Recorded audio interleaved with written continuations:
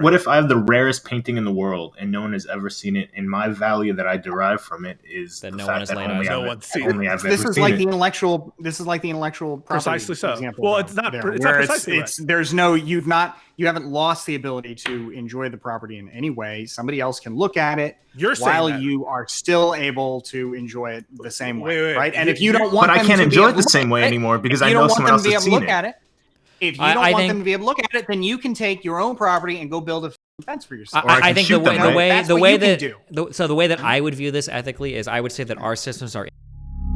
How you guys going? How are we Peace, Phil. going? Don't you mean how are we doing?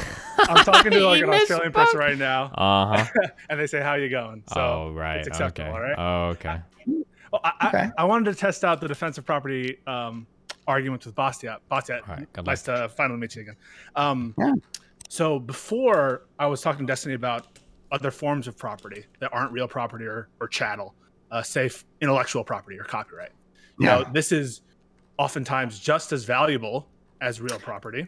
Yes. Although, should I give you my take on intellectual property first? I think intellectual property is not justified with moral considerations in the way that other property is. I think intellectual property, because of the fact that it can be copied without being, without depriving you of the original, I think makes it very different as a class of property. And I think the justifications for intellectual property law are based on, I guess, cost benefit for like society as a whole, rather than that's what I'm hearing. Sorry to interrupt you, but that's what I'm hearing with Destiny, right? That it's a deterrence theory that even a blade of grass, if it's properly yours and everyone's put on notice, that would be sufficient to invoke your deadly self-defense rights. So first of all, we can argue about whether deterrence as a theory, whether it actually works, whether we actually deter people. But if that's the theory, societal-wide, that wouldn't be relevant to me. My consideration would all be individual rights. I don't care whether it would work or not, because at the end of the day, you have no right to take it from me. Well, then I guess I would disagree with your distinction based on you're not taking something away. If I take one of your ideas and I get my Batman movie before you, when you invented Batman, I'm depriving you of the value that's properly yours because you're the property holder of that idea. Yeah. And I think that you can make a practical case for the idea of owning an idea, but I don't think that kind of property can ever be as tangible, defensible, because at the end of the day, you having the idea to have Batman does not take away my having that idea. You could argue that it gives you the ability to profit if you act faster than I do. But that seems pretty intangible as far as saying that that's the same as like, a tangible thing that is the result of your, labor. Well, if you have it, I do not have it. Destiny, how do you feel about that? If you were to produce a documentary about your efforts in Georgia and so this is voting. So this is basically how I would ask this question. So let's say that somebody has a motorcycle in their garage, right? And somebody's coming to steal that motorcycle. We would agree that that's bad, right? Yes. Bastiat. Well, hold on, I'm asking Bastiat. I'm supporting your argument right now. Okay. So let's say that bike is worth new Harley. Let's say it's worth $10,000 or $15,000. Okay. Let's say the bike is worth $10,000 or $15,000. Somebody comes to steal it. Like, this is bad because they're taking your property. They're depriving you of this particular object that like you worked for, et cetera, et cetera, et cetera. Right. Let's say that you create some piece of intellectual property that you could sell for $15,000. You got some idea that you have the rights to that you sell for $15,000, right? And somebody like breaks into your house. They find this particular idea. Maybe it's a concept for a character in a video game, and then they copy that thing and then they just send it to another company. Is there a meaningful distinction between that idea that they could profit from and buy the motorcycle, or the motorcycle itself? Is there like a meaningful distinction between those two things?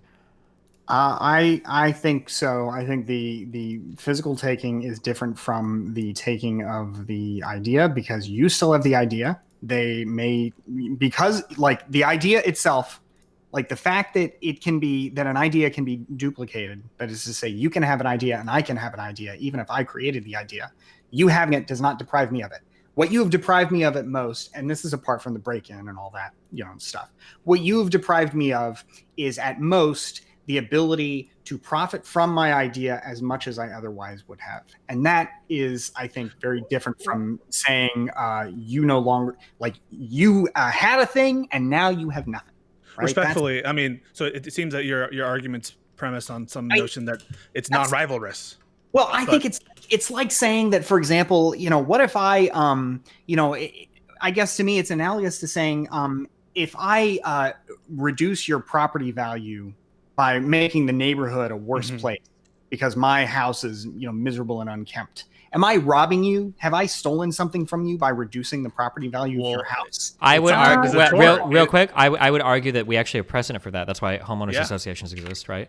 And there's actually, it's not it is a property interest, right? Because otherwise you wouldn't be able to sue over it, which in many places you can. To be clear, I think a homeowners association is a voluntary compact. Apart from a homeowners association, I don't know if you can sue for that. I don't think you should be able to. I think you should be able to use your property as you see fit. And I think that the idea of saying, well, now we're protecting morally not just a piece of property, but we're protecting your reliance interest on being able to make as much money from this property as you otherwise would have. That to me takes the idea of property and makes it so intangible that then I don't know that I can attach these your moral. Let's take it to the most basic property right. I think one of the most historic, which is the right not to have people trespass your land. You spoke, I think, earlier about the notion that because something is non-rivalrous, in other words, because I can have the idea at the same time as you have the idea, that somehow that detracts away from the property infringement.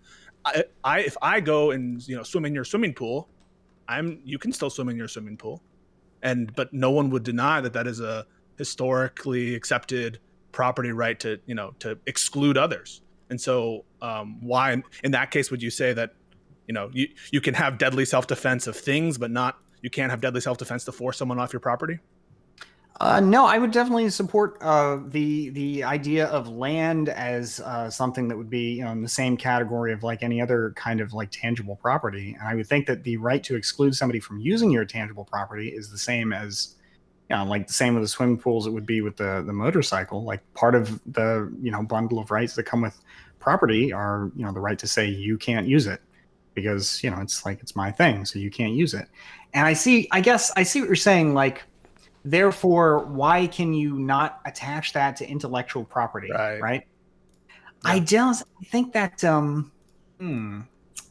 don't think it's the same degree of non-rivalrous there because you can still enjoy the intellectual property completely unmolested.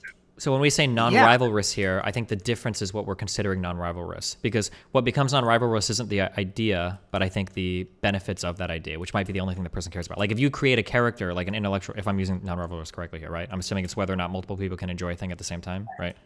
Right. Yeah. So if that's the case, only one person, the benefits derived from IP sound to me like they'd be non-rivalrous, right? Only one person can benefit as a rights holder. If somebody makes that movie before you with that character, you can't just still use it, right? I think that's right. Yeah. Well, I mean, with some exceptions, of course, if you make a derivative work, that's better than the original work. Sure, yeah. But off of that particular IP, it's unlikely that you're going to enjoy the same benefits you would have otherwise.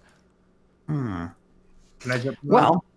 yeah, I'll have to think about that. I'll have to think about that some more. I'm not sure that. I guess that seems like a bridge too far, though, to be able to say, well, the expectation, like the expectation interest, is. I mean, that seems like a lot to then, and it seems kind of squishy to be able to say, okay, well, I'm willing to use force to defend that, especially given that, I think the justification for intellectual property as a class has always been, we need these laws, not because it's a matter of right and wrong. Yeah, this is a matter of otherwise we won't have intellectual creation, and I think that premise itself may be questionable. Like, I don't know that premise itself is even. I mean, I'm not an expert on IP, but I would be curious whether, for example, if we didn't have the rigorous copyright laws that we have in the United States, whether that, okay, well, we wouldn't have novels and movies and games and things like that anymore. I don't know if that's something true. When I consider this idea. So I think that none of this is actually relevant. I think that the relevant question is what is legal in today's society would determine like your authority to defend it with lethal force. So like, for instance, if you lived in like a commune with a bunch of people and somebody like slept in your shared property, like you couldn't morally kill them for that because it's not the expectation, right? So in a society where the expectation of copyright law exists, where copyright is enforceable, where copyright is meaningful, right? Should you be allowed to defend your copyright with lethal force? Because it seems to be the case that in in the United States, if anything, you guys are the lawyers, but one of you is a lawyer. Wait, Pisco, you're not a lawyer, right? I'm a 3L. 3L, okay, yeah. So it seems to be the case that in some ways, copyright is even more of like a property, like endemic to a person than your property, right? That like for somebody to steal your copyright. Companies, yes. Yeah, because like property. Like Disney. Yeah, exactly. Yeah, that your copyright actually can stay with you through like I don't know if somebody can take your copyright from you in bankruptcy, right? Have you ever like that seems to be like a really important form of property. So if somebody steals that from you, like let's say that somebody's bringing up this example in chat that's really good. Let's say that your piece of intellectual property here is a PDF of the first copy of the Harry Potter book. If somebody is going to steal that from you, so let's say here's the scenario, Bastiat. For the record, Bastiat, I'm still slightly on your side, okay? But Pisco gave me a lot of good arguments, so I'm giving you his arguments that I've digested a little more. Let's say that a thief has broken into J.K. Rowling's home, okay? And now the world line splits, and now we have two realities. In one, that thief is running to steal like a vault that has like $10 million in it of J.K. Rowling's money. Right? They're holding the vault in their hand and they're about to run away with it. Now we would say like, okay, well in this case, J.K. Rowling says, stop or I'm going to shoot. Okay, she has the right to shoot him. I think you and me would agree with that, right? Let's say in the other world, this person runs into J.K. Rowling's kitchen, steals a USB drive and it has a PDF, a copy of the first Harry Potter book. And he's going to run and publish it. His goal is to get the fuck out and publish it immediately. And J.K. Rowling sees it. It's like, holy shit, stop, or I'm going to kill you. Stop. Does she have a right there to defend her intellectual property? Because she has a copy of it on a computer. She's not losing it. But is the damage that she's going to suffer comparable to the very real material loss of all the dollars that would have been stolen out of the safe? Or are these two things somehow different? The cost of the USB itself. Imagine that's not that. Yeah, of course. Yeah, I have to say, right now, I'd have to think about it some more. But right now, see, somebody in the chat says yes to stolen USB drive. That would be a cheesy argument to just say, yeah, of course. We're assuming that the USB drives are free in this country and they're given to all citizens. We're talking about just the file. Yeah. We're talking about the file here. And if it's just the file, like if you find her file on a torrent site, I guess, for example, then if she could somehow reach through the computer and shoot you, I can't morally see the case for that. Barring some physical reality that somebody's mentioning here, where it becomes tangible, just the idea of just copying a file, a piece of intellectual property as opposed to tangible property. I don't know. Pisco has given me a lot to think about here, but I think that's still something that, you're losing the expectation interest, but you're not losing any other interest, like money expectation interest. But I don't know that you're losing. But before Destiny and enjoying this property, I want to ascribe Destiny's beliefs to you, or vice versa. But Destiny said that this right of self-defense is so strong, and this preference and norm is so strong that he would be willing to defend or maybe not willing, but he would defend the right to protect their blade of grass. And so if it's about value, right? So I'm on Destiny's side in that sense that I recognize that, yes, that is an absurd example, but I get the point that look, if you're going to accept this, then you're not going to say, well, surely you defend a property over $10,000. Well, then lethal force is okay. But if it's, $5,000, not okay. Well, yeah. So if you're saying that you either have to draw an arbitrary line that you can't justify, or you just have to buckle down and accept the absurd blade of grass example, hey, okay, I'm right there with Destiny on the blade of grass example, because that's the consistent point. Otherwise, you're making you're making an argument that may sound better on Twitter, but it is nevertheless an absurd, morally inconsistent argument. Say, well, you can square because I would argue in one sense that like it would be just as absurd to imagine somebody like stealing somebody's blade of grass, knowing they're going to kill them, as it would be for somebody to like infinitely steal from, because people say like, okay, well, people aren't going to infinitely steal from people they think they can get away with stealing from. Well, I would argue that in some ways that happens all the time. The most obvious example would actually probably be wage theft by employers, right? They think they can get away with that stealing and they do it, and it's horrible. I think that it's just as unlikely that maybe some scenario like that would happen with somebody infinitely stealing as it would be that somebody would try to steal a blade of grass knowing that they're going to be killed. Be careful, Destiny. I mean, the right we're talking about here is not the right to do nothing at all. Or to do anything at all. It's the right to resort to deadly self-help. Well, the problem is that So I'm skipping a little bit here. You're a smart guy, and I'm glad you can understand this. I'm skipping a little bit, but the legwork that I'm doing, the reason why I go instantly to lethal force is because if we have the right to defend anything, it seems like it's always going to end up to where it needs to be permissible to defend it with lethal force. Otherwise, we are necessarily only extending those privileges to like the very physically abled. So for instance, let's say I say you have a right to defend your property, but only insofar as you don't actually like inflict lethal damage on the other person. Well, the only people that are going to be able to enact those forms of defense are very physically, very capable like people, men probably, right? Yeah. And I think you're also right, just because, otherwise you set up weird standards like, if somebody dies in the process, suddenly you've done something morally wrong, as opposed to if you're lucky you have a more durable thief. Yeah, exactly. Yeah. So like basically any weak person, anybody that's not like incredibly gifted just has to sit and watch all their shit getting stolen. So that's why I instantly go to like lethal defense, because it seems Before you go on, Pisco, there were two things I wanted to say in response to what Destiny said earlier in one of his examples.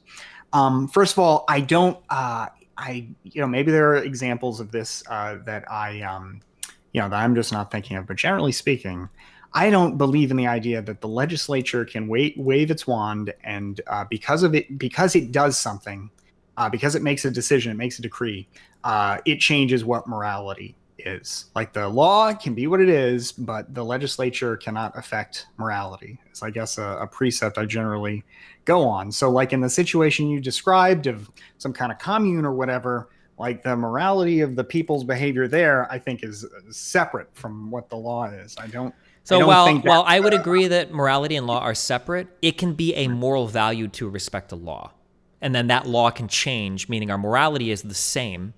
But so for instance, I might say that it is polite to greet somebody in the expected manner, but the expected manner in which you greet somebody might be different. So like for some people, maybe you kiss each other affectionately on the cheek. For other people, maybe you shake a hand. Now, the way that I personally think, somebody should be greeted isn't going to change, but like the way that which I think it's right to greet somebody will change if that greeting changes. Much the same that like I might argue that like in a society where you're cooperating with each other, laws that are enforced between individuals, it is generally righteous morally to follow those laws, but I don't necessarily have to embrace the moral values of those laws. And my morals aren't changing just because the laws are changing. If that makes sense.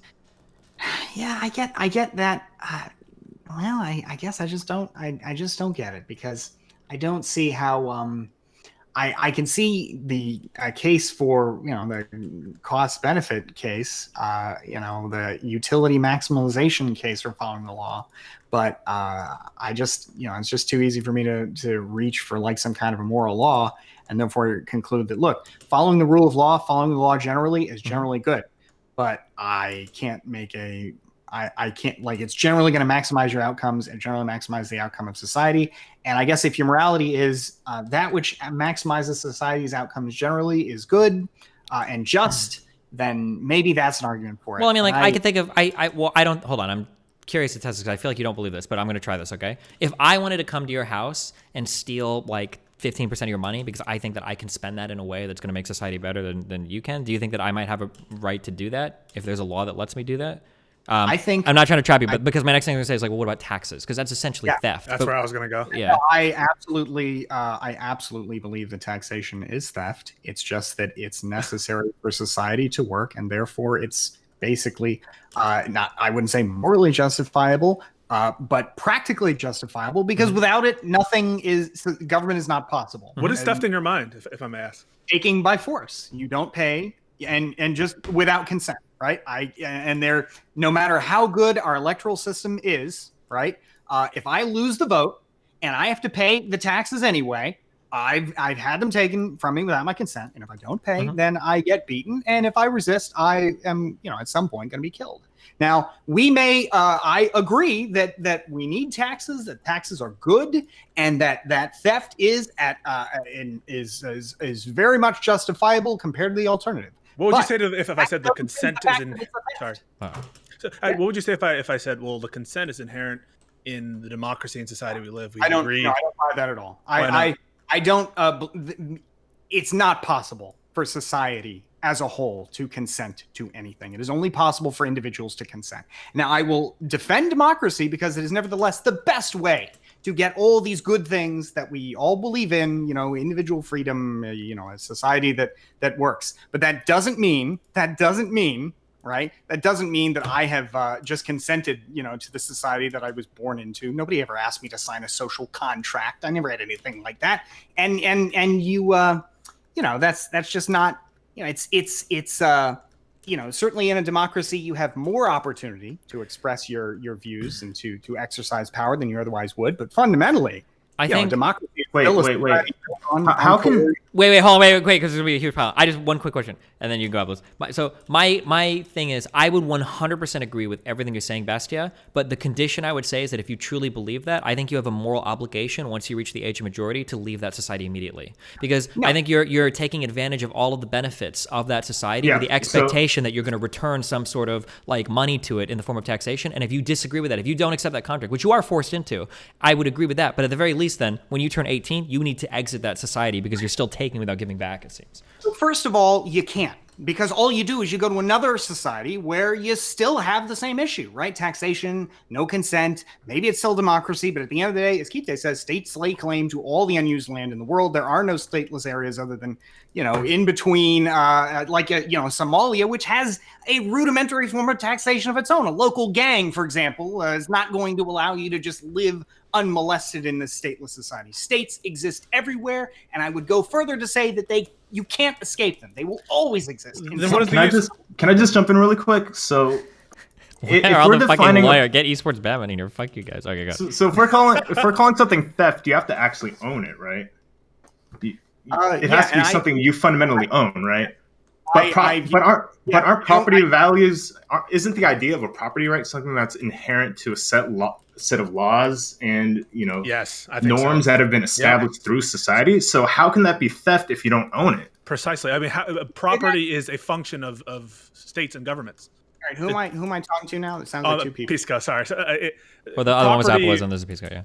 Your property right and your right to enforce it differs between states in this country. I don't agree with that. I agree that, of course, property rights are different in terms of law, but I think the concept of property, the idea of property, exists before the state, right? Wait, for Appolez and Pisco, can I take that one step further? Can I ask, wouldn't we argue, if you agree with that, I understand why you're saying property basically comes at the extension of a state and within those laws. Couldn't we argue for all property that's true, though? Not just property? That would literally mean you don't own anything. Yeah. Well, that's true. I mean, think about this. So there's a doctrine known as adverse possession in the law, which means essentially if you stay in a certain place for a certain amount of time, if you possess it for long enough time with other conditions, you eventually own it. You take ownership and title of it after a certain amount of time. It's like squatters' rights, right? Sure. That right changes between states in this country. So what property means doesn't mean a single uniform thing in this society or around the world. And so if property is this thing that can change based on the whims of state legislatures, and you're right, and the property only matters in so much as you can enforce that right, how can we say that there's a notion of property outside of those enforcement mechanisms? Because I can say, as an individual, I believe in a notion of property that I would enforce individually, irrespective of the existence of this society. And you might challenge that morality, but at the end of the day, I follow the law, not because it is the moral thing to do, but because I have concluded that it is the practical thing to do to get the outcomes I want. So, hey, the law may differ from state to state. That, to me, is absolutely irrelevant with respect to the idea that property is something that exists apart from the state, as indeed it must. I mean, after all, Pisco, do you own your own body? I mean, is your right to bodily autonomy something that's also dependent on the state? Think about prison. If that's your view, then Pisco, basically, I fundamentally reject everything you believe in, because you are advocating for Leviathan here. You are advocating for this idea that government precedes the individual, that the individual is nothing but clay to be melded by a legislature. And slow down, Bastiat. Calm down on that. We're not in your spirit right now. Okay, calm down. I love this. That's where you're going with that. I mean, if property means nothing, you mean nothing. You're nothing but this thing to be molded by the state. I mean, now I'm quoting like the original, like the actual Bastiat, the French guy, the economist guy, who says this kind of stuff. Yeah, that's. What are you talking about? You're the only Bastiat. Yeah, yeah. But well, so that's. Think of your liberty as your personal liberty, your personal autonomy is totally, to the extent that it should be or was ever boundless, is totally infringed every day by society in a way, yeah, I can't sell my kidney if I wanted to, right? That's right. illegal. Also, right, yeah, that's. I don't view the fact that it's infringed as a moral good. It's just a thing that I, as another person in society, have agreed to because the alternative I have concluded of anarchy would be worse, if indeed it could even exist, which of course it cannot. If we did away with the United States, we would only get another society anyway. So but the idea that the law exists, that has no bearing on to me as to whether it's right or wrong or just. Do you believe in some natural law? There's a natural set of rights that humans have by virtue of their existence. Not even really. I believe in the thing, I want individual freedom for myself as an individual. And from that flows the idea of extending individual freedom to other people, because of course that is the best way to guarantee freedom for myself. And from that, we get a democratic capitalist society and all that. But isn't that question begging? I mean, the question is, what is freedom, and what is it that you have that you're endowed with naturally? And I would say, go ahead. I don't believe I'm endowed with anything. I'm not. I don't believe in God. I don't believe in objective moral truth. I believe in, fundamentally, I want the kind of society that I want because I think it would be good for the things that I want to achieve, and from that, basically everything else goes on. But I'm not going to try and pretend that the things that I like or want are fundamentally some kind of natural law. I think as Justice Scalia once put it, we're going to talk about law. I don't know what the hell natural law is. I know what the law in the statute books is.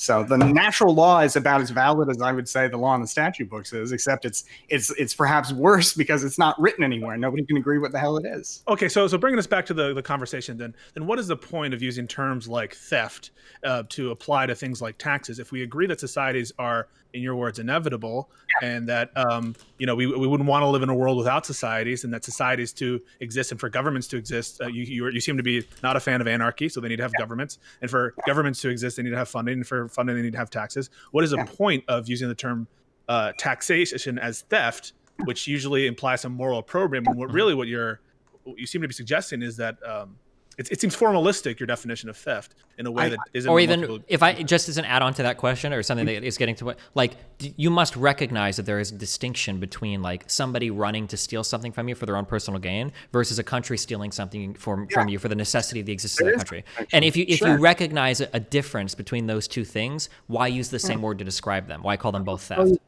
I'll tell you why. First of all, for you to presume that the country doing the theft, as if that's, and again, I'm not some kind of hardcore libertarian, but I do accept some of the basic moral precepts that I then come to different conclusions about. Mm-hmm. Just to be clear, when I say taxation is theft, in case anybody is missing this, I'm not saying no taxation. Indeed, perhaps we need higher rates of it. But the country oftentimes will do far worse than the money with what some, with the money than some, what some thief will. The country, the United States of America, the country I will ordinarily cape for by default, use the tax money that it took from the citizens to fund a genocidal conflict in Yemen. Sure. Wait, real quick, just to stay on topic. We're not talking about that. I'm just saying that, like, I'm just saying that, like, there must be a difference between, like, a government stealing money in the form of theft of taxes versus like an individual just stealing money, right? Like, I agree. Yeah. There is a difference, but the difference is, I think it sounds to me like perhaps the implication of there being a difference is that difference is good for the government, in some way. And that is, say, the government doing the theft is better, right, in some way by default. And I don't accede to that at all. I hope that we can create a society where it is. But oftentimes the government will use that money for purposes which are far more horrific than whatever the thief who stole your Walkman is going to use the Walkman. Why are we looking to outcomes now for what are the outcome of how the money is used? Because the implication of why would you use the word thief is that the government's theft is somehow more noble. And that is not a given either. It may in fact be far less noble than the actions of the individual thief, who at the end of the day perhaps is just trying to improve their lot in life somewhat. Is theft ever good? Theft, I can make a case for that it leads to good consequences, but I cannot make a case for it just being moral just because it leads to good consequences. So, are societies good? They have good consequences, but fundamentally they're all based on force and coercion, and are they are good things built with immoral means. And I think it is important to remember that, not because therefore that makes society illegitimate in some way, but because it is worth remembering, for me as somebody who believes in individual freedom, that when PISCO comes along and say, hey, you know what? Taxation is a moral good. We need more of it. No. It is a thing that I accept because the alternative is worse, but it is not a moral good. It is not something I have some moral duty to pay. You are robbing me every time you ask me to pay taxes, and I do it because it is a good thing in terms of maximizing outcomes, but I do not do it because I'm morally obligated. Bastiat, I would define as good the least bad option. That would be good. Yeah, I don't define that as fundamentally moral to say what I conclude the least bad option is objectively the least bad option. Because remember, the state, I think a state is generally good, but I also imagine that I will live to a ripe old age in a state. Many people will be killed by the state, this same state, and they will get nothing for all the money they put into it.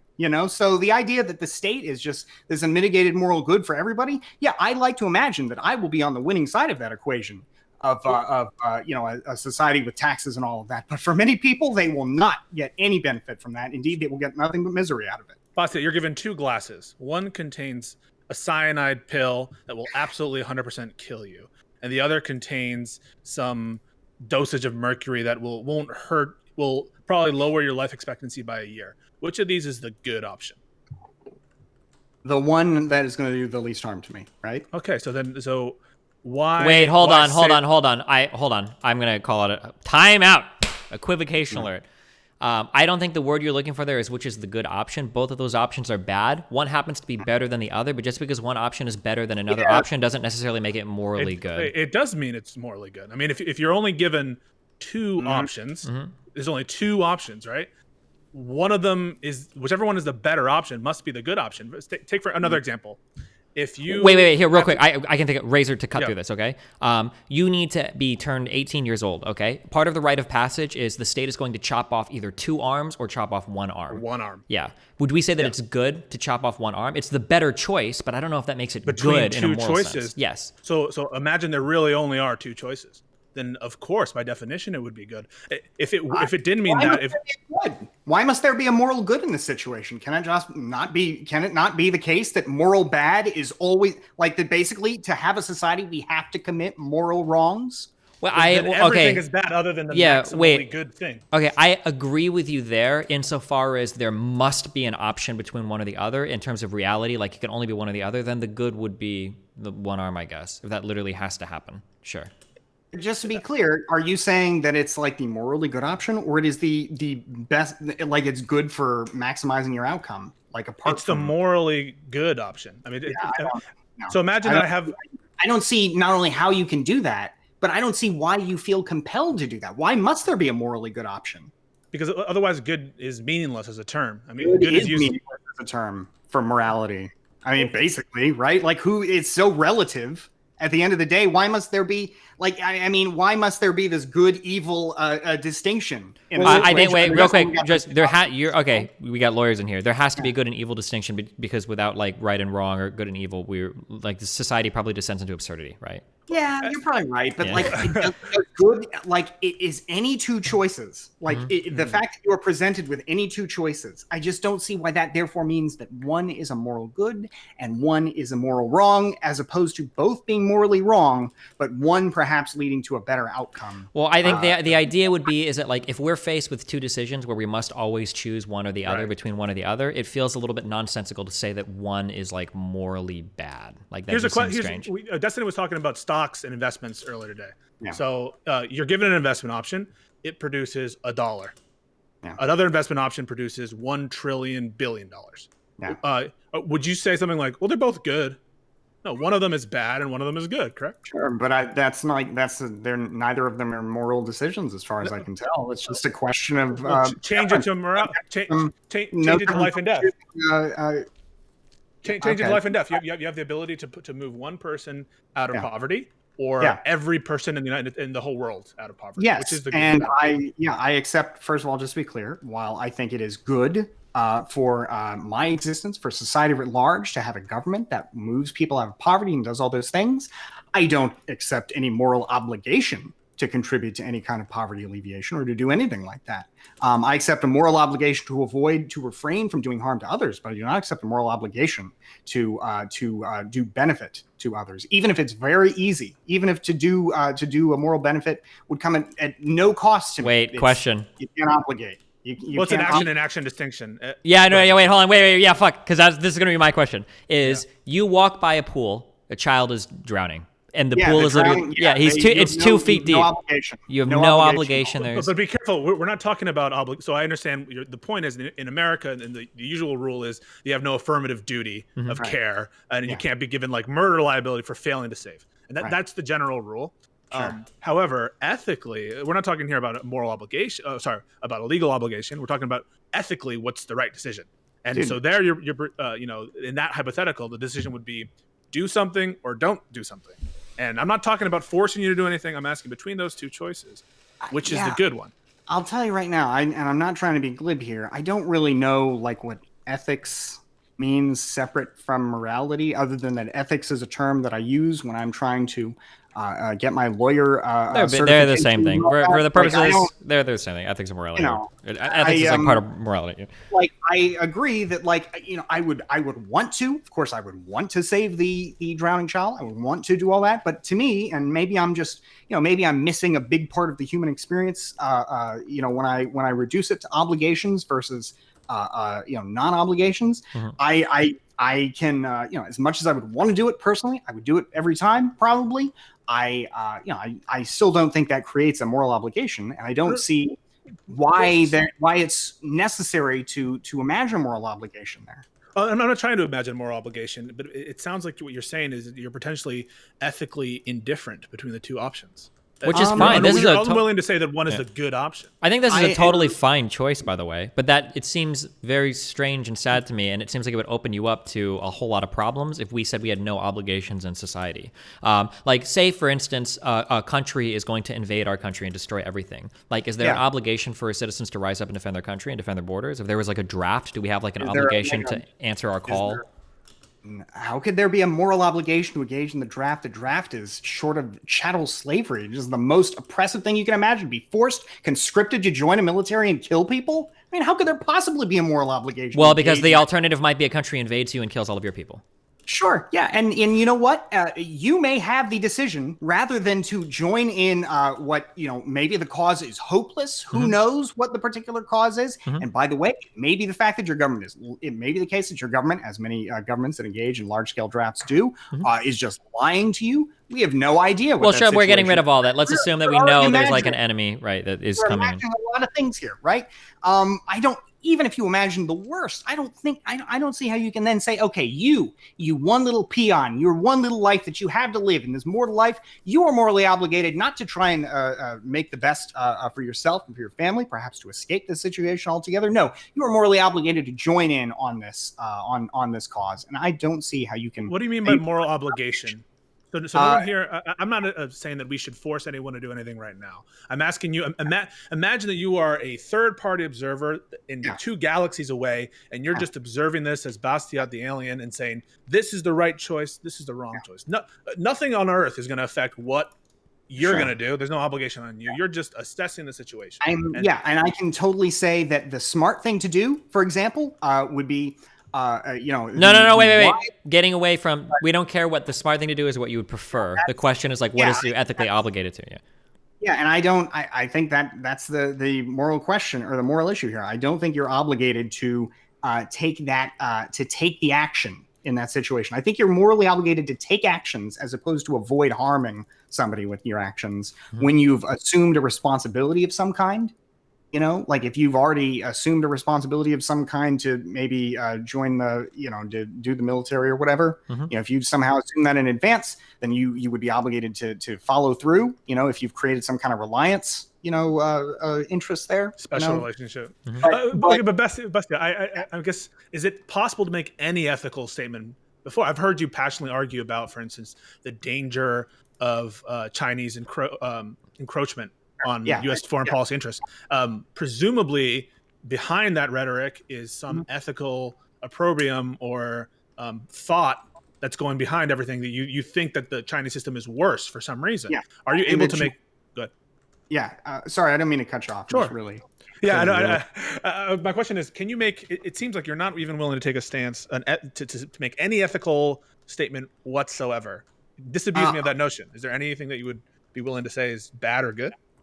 Well, I think I maybe have, have sold myself wrong here. I'm not, I'm not really prepared to say that good and evil don't exist. And the extent I said that earlier, I shouldn't have said that, because you're right. That doesn't make any sense. I said that because I was a little frustrated by the way that the idea that in any two choices, there is a moral good and a moral evil, when I feel like it can be the case where you are choosing between two different evils.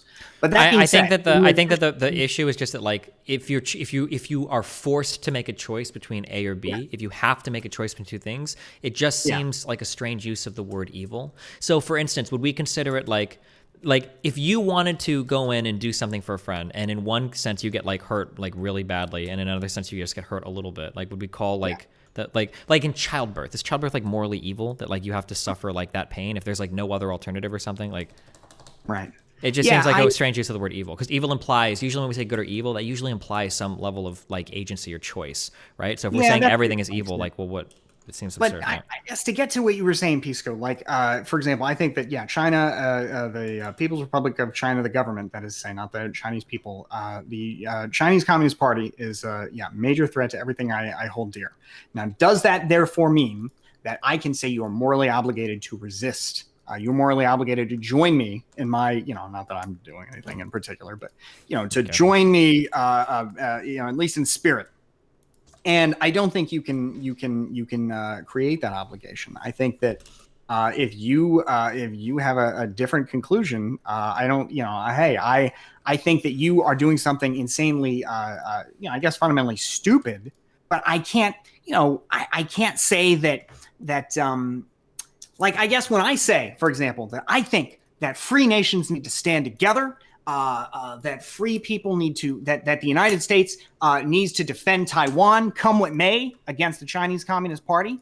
That I think is fundamentally a question of what is the best thing to do if we want to preserve our freedom. But it is not a question of what are we morally obligated to do. Now there might be some, when you made I'm sorry, Bastiat, and I largely agree with a lot of your political opinions or international politics sort of stuff. But I want us to pause on this word moral obligation.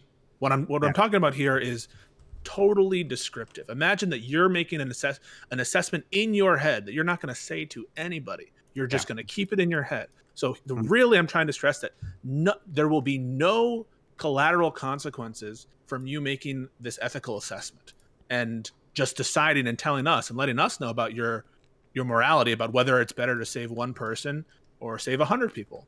And I don't think that we have to get into questions of autonomy or government overreach in order to make that assessment. Pretend that your opinion will never affect anything besides your own, mind. Yeah. So given that, now that we're just talking about a descriptive ethical assessment, right. Why would it be bad of me to say something like, no, it really is, the better of two outcomes is the good outcome. It is really better for me to cut off one hand instead of two. I guess if you're saying basically there's no implication to this, it's just I'm not sure I understand the point of saying that it's only ever going to be on paper kind of consideration, right? What I'm rejecting is the idea is two things. One, that the fact that you have two bad outcomes makes one of those outcomes therefore morally righteous because the other one is just worse. I don't accept.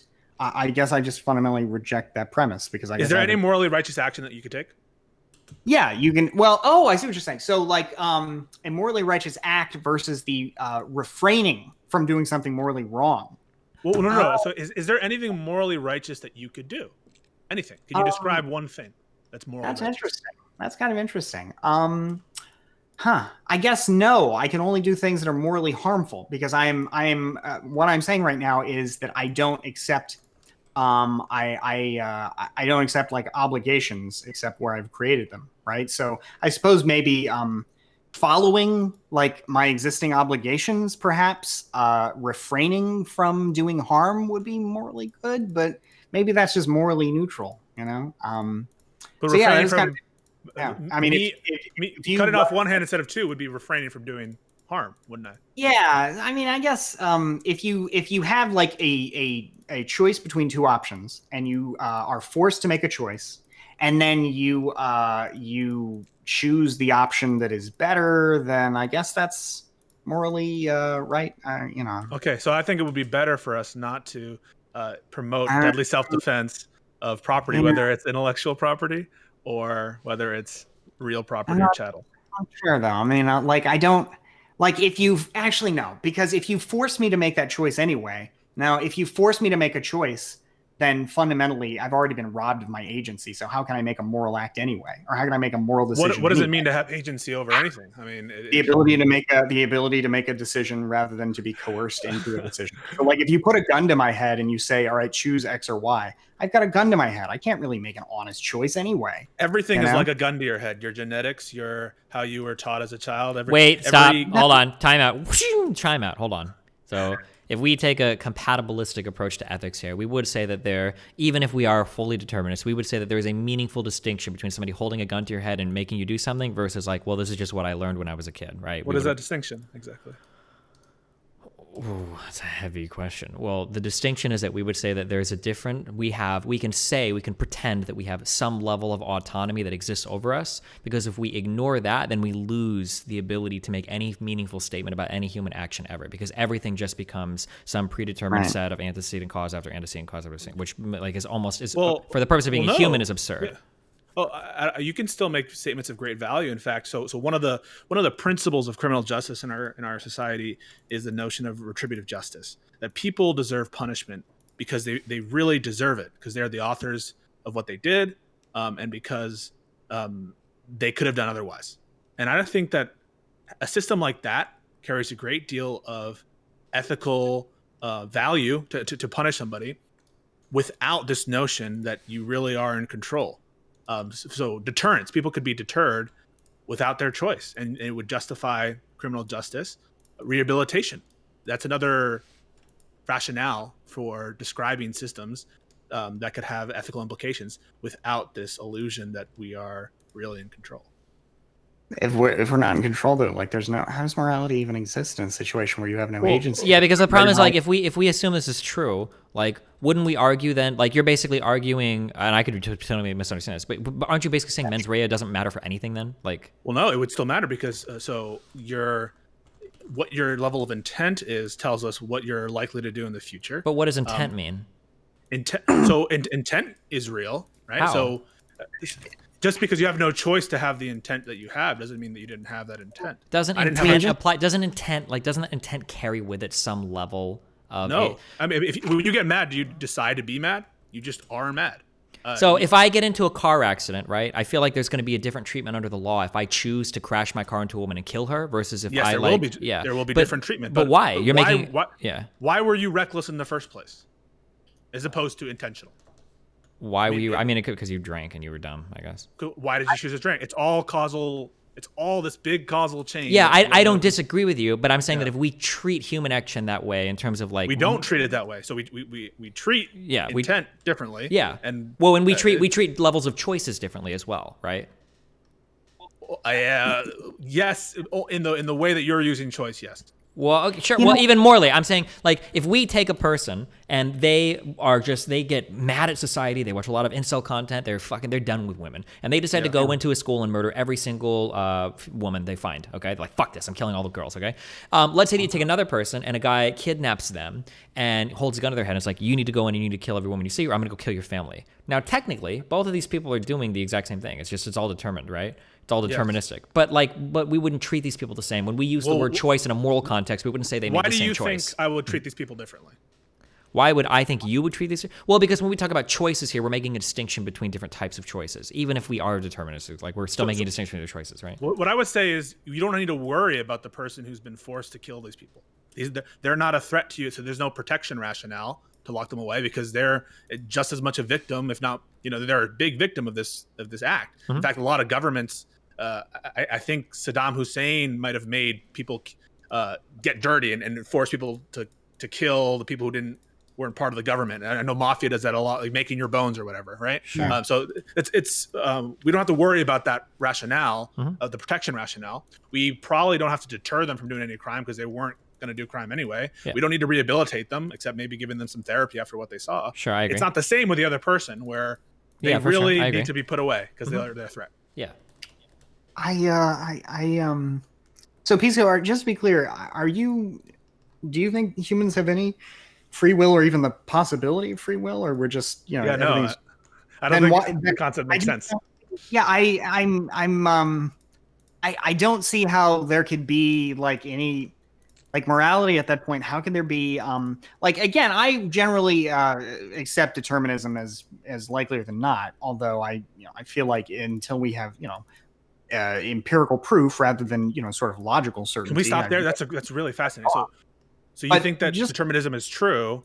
I don't know. I'm leaning toward it, but I'm not willing to say yes. I would bet. But if determinism is true, then really there is no such thing as choice whatsoever. You couldn't have done otherwise.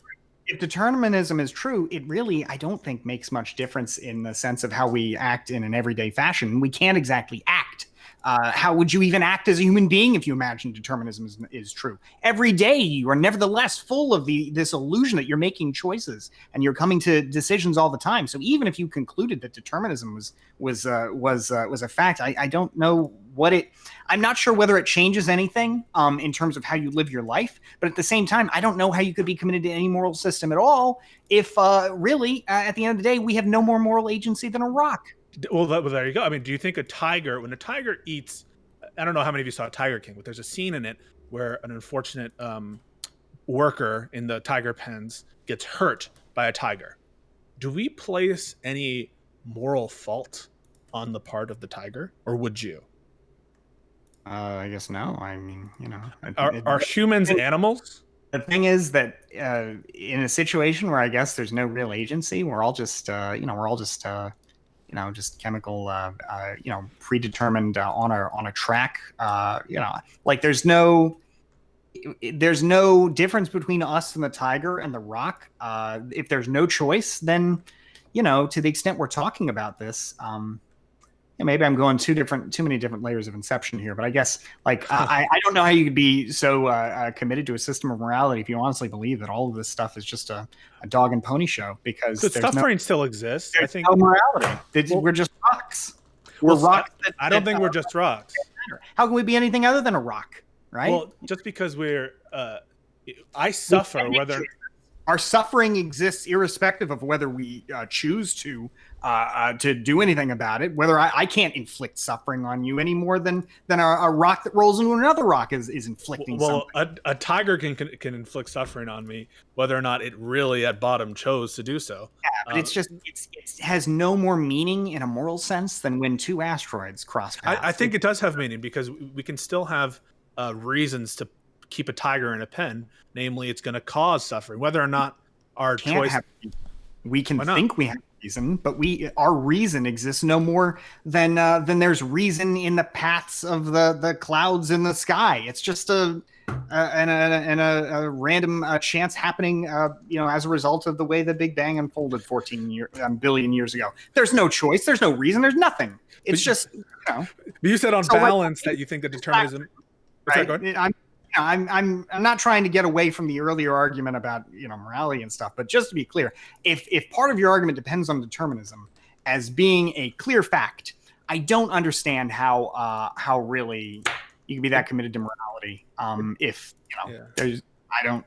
if we're not really moral agents. It doesn't depend on. It doesn't depend on determinism.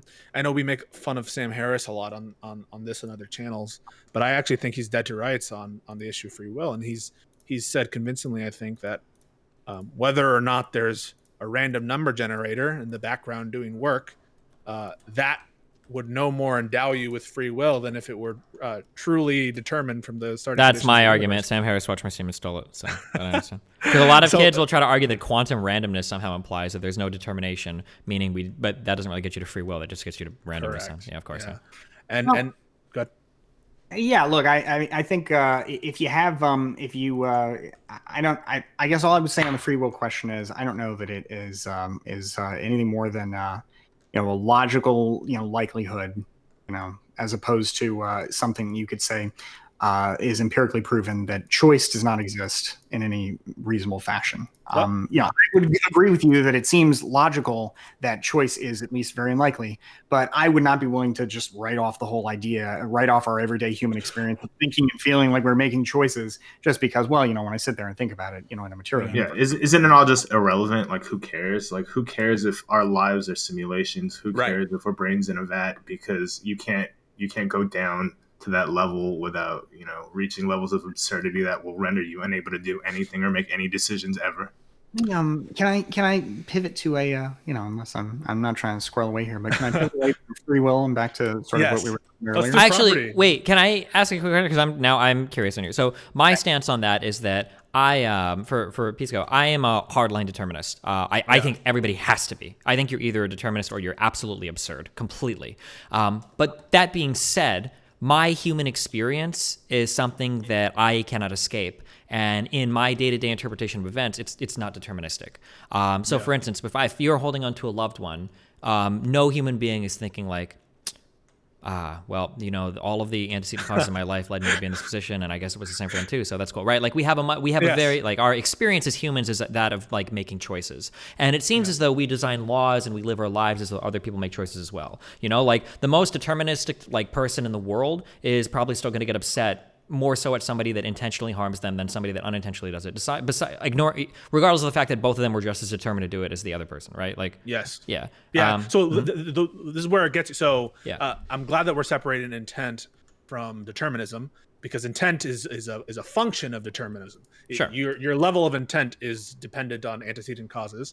But now that we out of your hands, and so now that we're here, all that the lack of free will does is get you rid of things like retributive justice, punishing people because they deserve it. So here's an example. 1,000,000%. Before we even go into this, I think retributive justice, if we do retributive justice, I think we might as well have vigilante justice. In my opinion, the entire point of a legal system is to remove the passion from delivering a judgment against somebody. I don't know why the fuck we would ever have retributive justice. This is the dumbest concept in the world to me in any civilized society. So I totally agree with that before. Yeah. Because it feels good. Yeah. It feels good. Well, that's the only argument, right? That there's some utility. They call it justice, feeling. But it's just, the victim's family feels good. They feel better. Like if I saw somebody like beating up like my kid, like I would feel, if I had the means to, I would kill that person without a second thought. And I would feel fully within my rights to do it. However, I don't think a society should exist that allows me to met out that punishment. That's ridiculous. And why would we have a justice system for it? Yeah. I think the gains of retribution in terms of satisfying people are overhyped. Revenge is messy, and it never works out the way that you think it's going to. Yeah, of course. I understand that. But I'm just drawing the distinction that like the doing just like, it sounds really cold to say this, but I don't think the harm caused on some third party at all should be like considered when we talk about like dealing out justice. Unless we're talking about literally like paying damages, I think that's absurd. But if they were rational, I mean, imagine that and this is another a flavor of a Sam Harris hypothetical. Imagine that you had an alien take control of your body and start firing off sniper shots randomly into a crowd. And we could prove that the alien took control of you. And then we took the alien out of you. Yeah. Would you be okay with a system that put that person in prison once we could prove that, you were a victim of prior causes? No, of course not. Of course you wouldn't be. Yeah. And everything is like that. And so the rationales, perhaps there's some innate animalistic need to punish beyond these other rationales that is just by virtue of us being humans, we need. But it's not. I don't think it's rational in any world. And really, deterrence. Yeah, I agree that it's completely. Now, if deterrence worked, then it would be rational because we could incorporate that into our deterrent system, right? Exactly. Yeah, it would be part of the factor of it would reduce the likelihood of crime, but deterrence doesn't seem to work because crimes are either crimes of passion or the people don't think they're going to get caught. So deterrence is like a fantastic.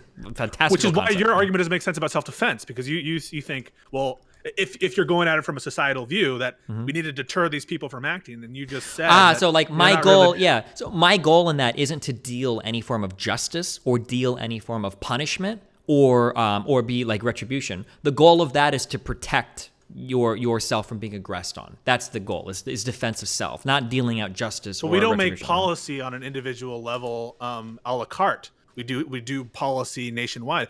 Well, sure. Wait. Well, are we talking? Yeah. Are we talking like legal argument here? Or are we talking like ethical argument? We can do either one. I just want to be our standard for our ethical standard for what should be righteous self-defense should be consistent. Correct. Our ethical standard should be. Well, I think all ethics and morality should be consistent, of course. Okay. So, we can't have individuals with their own conceptions of self-defense and what accounts for self-defense and what justifies self-defense walking around making their desires so. We can't have individuals that have their own sense of justification of self-defense. So I would agree with that, of course. Yeah. Right. So we can't have that as a matter of optimizing outcomes. Public policy. No, yeah. Just to be clear. Okay. Well, what would you say of me if I said I think self-defense, deadly self-defense, is justified for anyone who looks at your property with or without notice? You would say, of course, that's ridiculous. There's no infringement on your property. Well, hold on. Let's say that somebody believes that if somebody looks at their if somebody believes that looking at your property is like an infringement of your property. Yeah, what if I have the rarest painting in the world and no one has ever seen it, and my value that I derive from it is that the no fact one has that laid only eyes on it. This is like the intellectual. This is like the intellectual property precisely so. Example, well, it's not. It's not precisely right. There's no. You haven't lost the ability to enjoy the property in any way. Somebody else can look at it while you are still able to enjoy it the same way, right? And if you don't want, but I can't enjoy it the same way anymore because I know someone else has seen it. If you don't want them to be able to look at it, then you can take your own property and go build a fucking fence for yourself. I think the way that I would view this ethically is I would say that our systems are incompatible. Like you perceiving something does not count as an aggression on another person. Like you're not even sending sound waves in their direction. I think my argument would be that like this is an unreasonable form of aggression. Like I don't think you can base this. But your basis for saying that it's unreasonable has to do, I think, with your priors and opinions about what would work in society. No. So when I think of ethical, like justified self-defense, I don't know. If we want to talk about the law, we can do that next. But I don't know legally if that is a good like. Are you saying that part of what's motivating your argument isn't that this would be chaos in the streets and people, it couldn't be enforced, no one would agree with it? I think there are huge problems with lethal self-defense, namely the fact that there's only one survivor. Like that's a really big problem legally with like having ethical self or having legal self-defense without like it being extreme. Yeah. I would even accept that you may have a point that in a society where nobody has the right to do that, you might even get better outcomes. All right. That changes nothing about the underlying morality for me. And frankly, that wouldn't, because at the end of the day, I'm not basing my morality on, as perhaps Destiny does. I might, for example, be curious why Destiny comes to the conclusions he comes to. But I'm not basing my morality on greatest good for the greatest number. I'm basing it on the individual freedom. Respectfully, we're going to go to the extreme, and the question I'm going to ask you go to the extreme. Sorry, what if you knew who's getting raped? Sorry, what? What if you knew with a certainty that your self-defense rule, as opposed to my self-defense rule, I know it is certainty leads to a worse society. No. Forget about worse society. Led to the world blowing up. Dude, look, the question of necessity. Which, again, it's an absurd question. But if you're going to say, can necessity, by virtue of being so necessary, therefore be transmuted in some fashion from necessity, from a good thing, from a cost-benefit thing, to a moral requirement? And no, I don't accept that. So yeah. Wait. Oh my God. Wait. Can I ask a question on that? Hold on. I'm going to ask the same type of question a little bit differently. Okay. Let's say that somebody believes that they have a moral obligation to eat like one hamburger a day. but every time they eat, let's say that that's their moral obligation, right? And we would say that them eating that hamburger every day, that's their right to do so, and it's morally good for them to do so. We should defend their right to do so, okay? Would it change how you view that eating of one hamburger every single day? Would it change the way you view that if every single time they ate a hamburger, a person was killed? Or would they still have the right to engage in that exact same behavior? Look, in the situation where somebody else, just to be clear, is killing somebody else because I'm eating a hamburger, right? I'm not doing anything to kill that person. I'm just eating a hamburger. And you're saying that somebody out there who is watching me eat hamburgers will kill somebody every time I eat the hamburger, yeah. Right? Because I know that me taking an action is going to lead to somebody else doing something immoral. No, you cannot say, therefore, that I am morally obligated because of somebody else's immoral act to behave differently. No, I would behave differently. To be clear, I wouldn't eat the hamburger, but I have no moral obligation to put the hamburger down. You can't take somebody else's moral offense and say, therefore, Bastiat, they have created a moral obligation for you. What if it's a direct consequence? So what if imagine it's not a if my hamburger is independent. If my hamburger is pulling the trigger on somebody somehow, then it's just like a gun, except it's a hamburger gun, I guess, right? But what you're referencing is in causation in criminal law, oftentimes things that will break the causal chain are independent actions and of others, right? And so that's what you're imbuing here. But imagine that that's not there, and imagine that every time you eat that burger, there is some wave that affects someone and they instantly die of a heart attack, and you know about it. Yeah, I don't. I think. What if you're the proximate and but-for cause of a death by virtue of eating a hamburger? I'd have to see the particular chain there, because I think that's like saying, well, okay, Pollution. You're not. Oh, hold on a minute. Let me get this. Sorry. It's different than I gotta think of this for a second. It's like it's one thing, if you pull a trigger, right, and you fire a bullet, then you've clearly caused somebody to be killed. On the other hand, what if I'm somebody who advocates for legal gun ownership, right? Have I pulled a trigger in the process of doing that? Well, I don't think so, right? It's possible to envision a society where we, where people, like I haven't caused an individual to kill somebody, but have I caused an individual to kill somebody by creating a society where there's more gun ownership? Well, I would say no, but maybe you would say yes. I don't know. But that's the like situation I think now. It sounds like you're the systems that leading out there.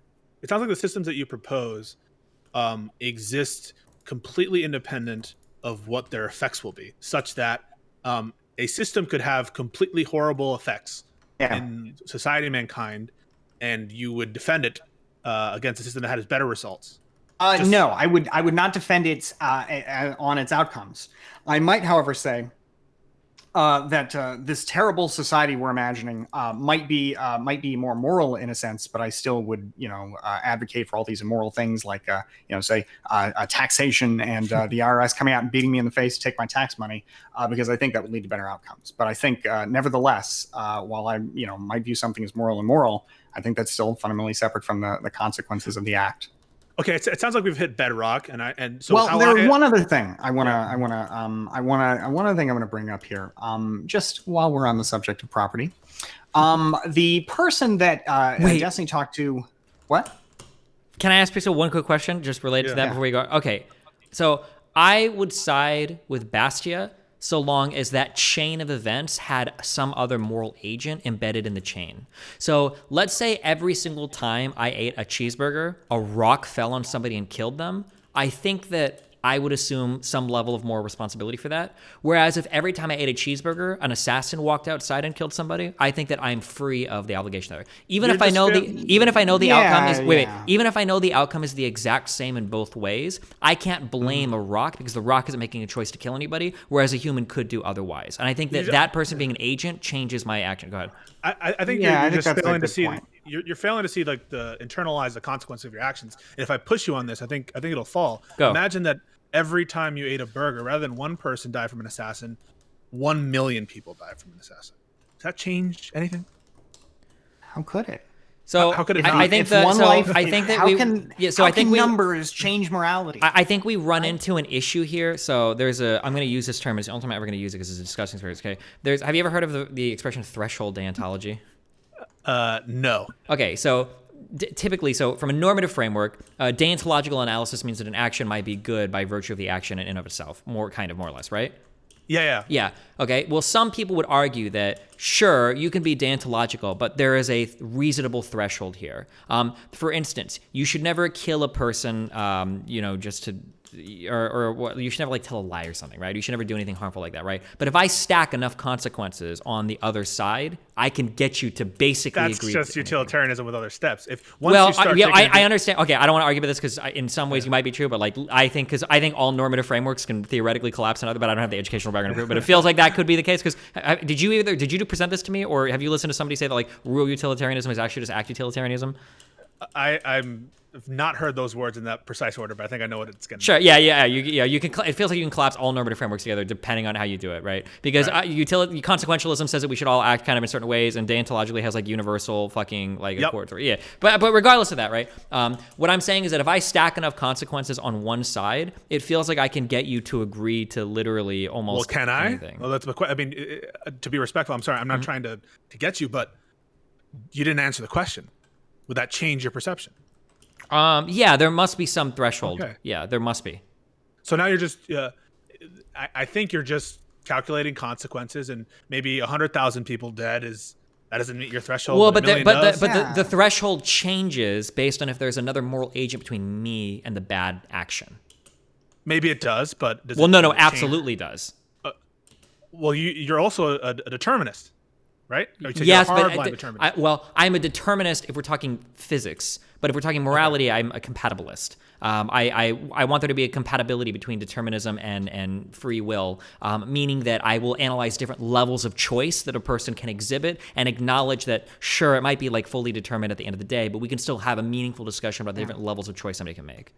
So, that's more than fair enough. Mm-hmm. But it sounds like at bottom, okay, maybe you discount, there's some discount rate or some discounted that you do if there's a quote unquote independent action. Mm-hmm. Although in the case of self-defense, what wouldn't be an independent action? It's just like, think about like tax policy. You've often said that tax policy is a way to get change, but tax policy, just like self-defense policy, is just working on people's incentives. You've said yourself that you can't just say, change your behavior. You've criticized people like Ben Shapiro for doing that. So then what is this distinction we're doing? Policy is meant to change behavior. And if you're just going to collapse everything into independent action, then I don't think that fits with your framework of how you would view something like taxation policy. I'd have to, that was a lot. I think we'd have to walk through that. Sorry. Yeah, it's okay. Go ahead. One more time. Can I try and collapse it? It seems to me like you're saying basically, Destiny, that, when it comes down to it, the consequence dictates the underlying morality. And therefore, it's a case-by-case thing rather than a consistent rule. Well, You're saying, just to be clear, if you're saying that like one person, okay, the morality of that is different than 1 million people. Well, maybe you're doing it perhaps more artfully than Vosh in the discussion yesterday, but it seems like it's not so different. I'm saying that isn't that just straight consequentialism then? Well, no, hold on. I'm saying that within the same class of action, the consequence might change things, but that doesn't mean that all classes of action are the same. So, for instance, like if I can kill one person. Well, hold on. What was the original example we were doing? If I were to eat a hamburger and that would cause one person to die because a rock falls on them, I am the only, after my choice, there are no other moral agents between me and that action. So I'm like directly causing that. I eat something and a rock falls on them and they die. Now, if I eat somebody and somebody else is making the choice to kill someone, even if they inform me, they say, I'm going to kill somebody if you eat that cheeseburger. Right. And then I eat the cheeseburger and they go and kill somebody or whatever, right? There's another moral agent that's making that action. So that absolves me, I would say, of the responsibility of that, if that's not a consequence that I agree with. So your knowledge of the consequence is irrelevant? Sense. My knowledge of the consequence is irrelevant insofar as there's a moral agent between me and that consequence, yes. Really? Okay. So as long as you have enough stooges in between you. I mean, think about... No, how could you say that? Wait, no, wait, what's your example? Yeah, wait, I fully agree with that, 100%. Yes, of course. If there are moral agents between me and that other decision, and I disagree with that outcome, and I wouldn't advocate for it, and somebody decides to do it anyway, I don't believe that I should be held responsible for that moral agency. Haven't you said that people behave predictably to incentives?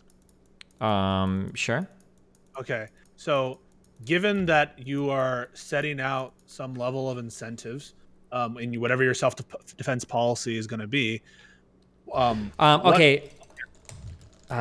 Okay, okay, I understand where you're going with this. This is going to get really complicated. So to spin up an example, let's say that I go to eat a cheeseburger, but I know that when I do that, someone else is going to kill somebody because by eating that cheeseburger, I'm going to make them starve to death and they've got to go out and kill another person in order to do it. Well, now I know the consequence. I know the outcome. People respond predictably, right?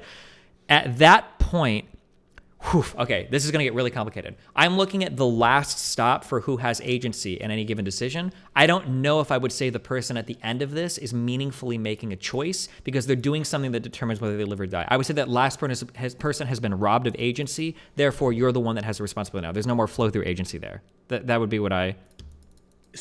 Say it one more time. So if you have knowledge of the consequence, there's no pass-through agency. So I would say that if you do something, because you were giving me the idea that like, well, people respond predictably, right? So the example, so the implication you're going to give me here is that I'm going to do some action and someone else basically has no choice but to follow through with a negative action. At that point, I would say, well, that person has essentially become a rock. They have no agency at that point. It sounds like we're taking their agency away to make a choice. They're going to do something every time. Right? There's always uncertainty, and imagine that all it does is increase. You know the law of big numbers, of course, and if your policy affects enough people, even though there's, I guess, some nominal uncertainty, you know that it's predictably some amount of people are going to. For instance, we know, for instance, that 20,000 plus people die every year because of car accidents, because we have cars on the road.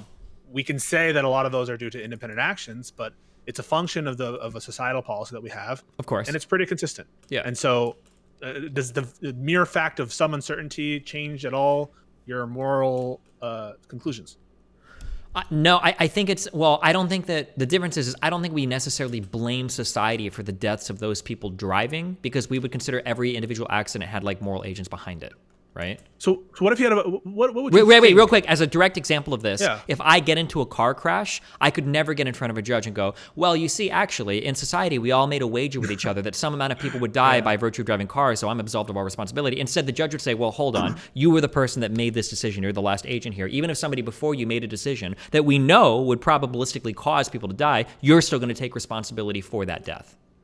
That is true, although keep in mind that whole sentencing and that whole litigation is part of the system, in essence, that we've created. And so I agree with you that those systems individual culpability needs to exist as a function of having our system. But is that fair?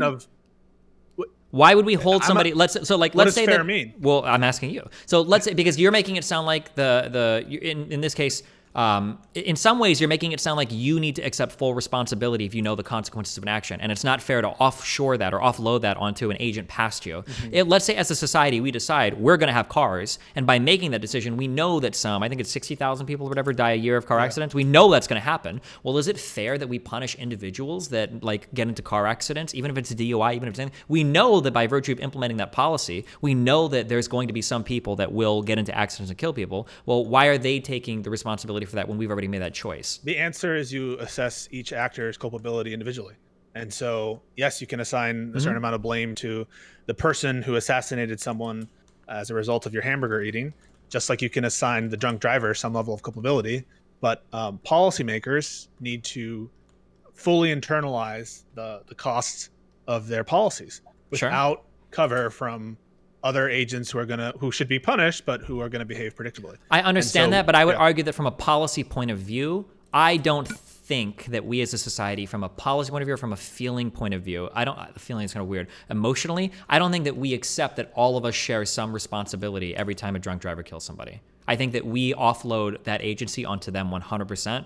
The same way that if I were to eat a cheeseburger and someone were to kill somebody afterwards, even if I was informed of that, I would offload the morality of that onto the moral agent making the choice. I would say, well, hold on, no. Even though I know the consequence of me eating this cheeseburger, the same way we know the consequence of allowing people to drive cars, we are still going to assign 100% of the weight on the assassin that kills somebody after I eat the cheeseburger, or for a person that chooses to drive drunk. We're not going to assume their agency just because we're putting them in a situation where they might make that choice.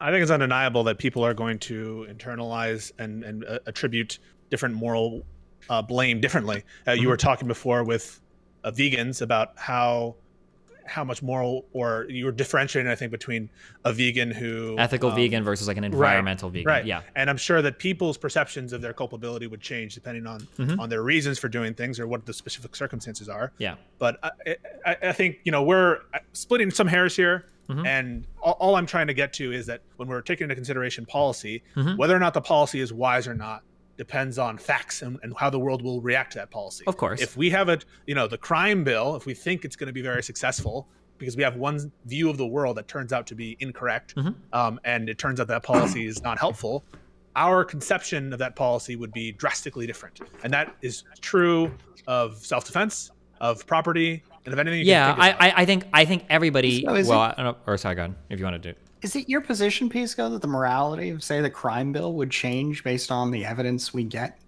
About whether it leads to. Yeah, I don't. I find that unbelievable. I mean, fundamentally, well, no, the rightness or wrongness of locking people up is entirely separate from whether it will lead to better consequences or not for society. Really? I mean, I might. Yes, well, absolutely. No, because the stated goal of that is to do that, right? You could probably imagine a situation. What's that? I think it's a little bit different because the stated goal of the crime bill was a reduction in some empirical numbers, and if that didn't happen, then we'd necessarily say it was wrong, right? Like I don't think the crime bill was making moral arguments. I think the crime bill was like doing something to reduce crime, and if it doesn't reduce crime, then like tautologically it's a failure, and we would say it's bad. Consider the doctrine. I mean, think about something like the doctrine of felony murder. That is a doctrine of strict liability that affects death that occurs as a result of a commission of a felony, certain types of felonies. That is a policy, a choice by legislatures that has consequences. And whether or not we think those are good consequences, or whether or not the end result of it is we think far too many people who don't deserve to be in prison for 50, 60 years end up in that prison, will affect, I think, whether or not we think felony murder was a good idea. Wait, real quick. So for our audience, felony murder is the idea that if somebody dies in the commission of any other crime, you're automatically charged with like a murder for that, right? Yeah, certain inherently, usually there's limitations on it. Either they're specified crimes or inherently, quote unquote, inherently dangerous crimes. But that is, felony murder doesn't exist outside of the society in which it's enforced. And so, to me, whether or not felony murder was successful depends on the result. If it really reduced murder to zero, it would have been a wonderful policy. If it reduced felony rates to zero, wow, felony murder was the greatest idea. It didn't. No.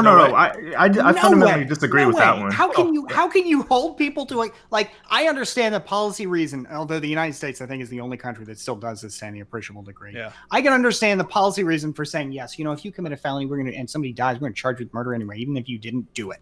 Right? You didn't do it yourself, but you were there. You were committing a felony at the time. I don't think, just to be clear, I don't think you have to prove causation. You just have to prove that a felony was going, right? Like you don't have to prove that you caused. You don't have to prove that you caused the death. No, wait. I thought have to prove. Otherwise, if anyone who commits a felony, and someone else dies, I thought that was the whole point of felony murder is that you don't have. Otherwise, you would just be murder. I thought the whole point of felony. It's strict liability. It's a strict liability offense, but you have to have caused the death. You have to be. But causation here is not you like killing pulling the trigger. It's like if a cop kills your accomplice, you are liable for that death. Yeah. Even though you did nothing in any ordinary circumstance to cause that. Right. Except that, I mean, for a cause. Well, I mean, the policy justification. It's all illegal fiction that you cause that death. Yeah, it's somewhat it is. Yeah, I agree. Legal fiction. It's a legal fiction. You can make an argument that, hey, nevertheless, those fucking people should be out of society anyway. They're all committing crimes anyway. We want to get rid of them. Okay, fine. You maybe even can sell me on the value of that, but you cannot sell me on the morality of that because it is still. You are punishing people. You are using state force to punish people for things they did not do because you think it is better for society writ large. And you can sell me on the fact that it might be better for society writ large, but it's still fundamentally immoral. Bastiat, I disagree with felony murder. I think it should be abolished. I disagree with mandatory minimums. I think they should be abolished. I disagree oftentimes with how I think it's called Pinkerton liability for conspiracy, where you assign strict liability for other crimes committed in the purpose of some criminal organization. I disagree with those policies, mainly because they produce bad and unjust results. But what if it turned out that felony murder actually made it so that there was never any war anymore? Or what if we kept 3 strike laws, and when we looked at the books in 50 years, we found out that like 80% of criminals committed 2 crimes, and that was it. Yeah. So it would change your view of the policy. Well, it wouldn't. The policy, sure, but it wouldn't change my view of whether exercising the policy was like moral or not. Yeah, I don't accept that I can take something that is immoral, like using violence against somebody, except in self-defense, right? If you are in the situation I've described, if we take all the state accoutrements out, right? If you put somebody in prison because they were involved in a felony, right? But you put them in prison for felony murder, which is to say they didn't commit the murder, right?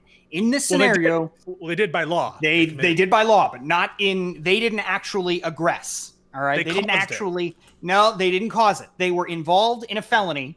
All right. Wait, no, they absolutely did cause it. You have to demonstrate proximate cause in order. Wait, hold on.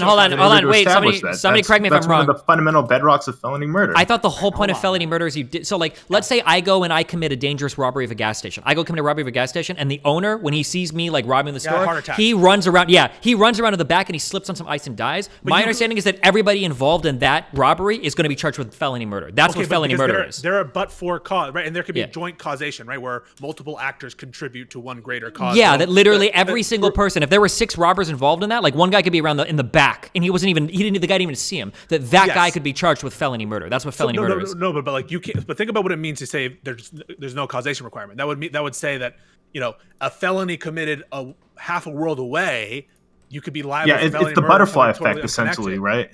You need to have some causation. You can say I robbed a bank. This girl, when I was driving my getaway car, this girl tripped over, a dog. The dog got really upset, bit someone. That person, tripped on something, and all the way down that chain, someone died, and therefore they're liable for felony murder. It doesn't work that way. There has to be a proximate cause.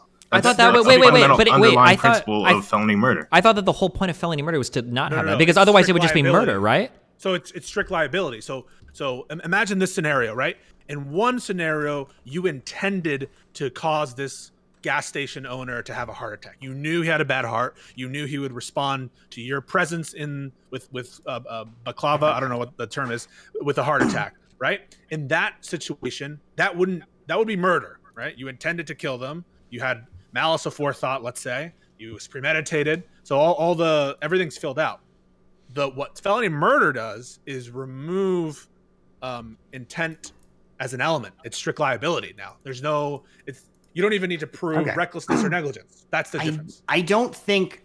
Look, I'm not a criminal law guy, but I've got at least one example here of a felony murder conviction that was given because a person they were charged with felony murder because they lent their car to a friend and housemate who then used the car to commit a crime, right?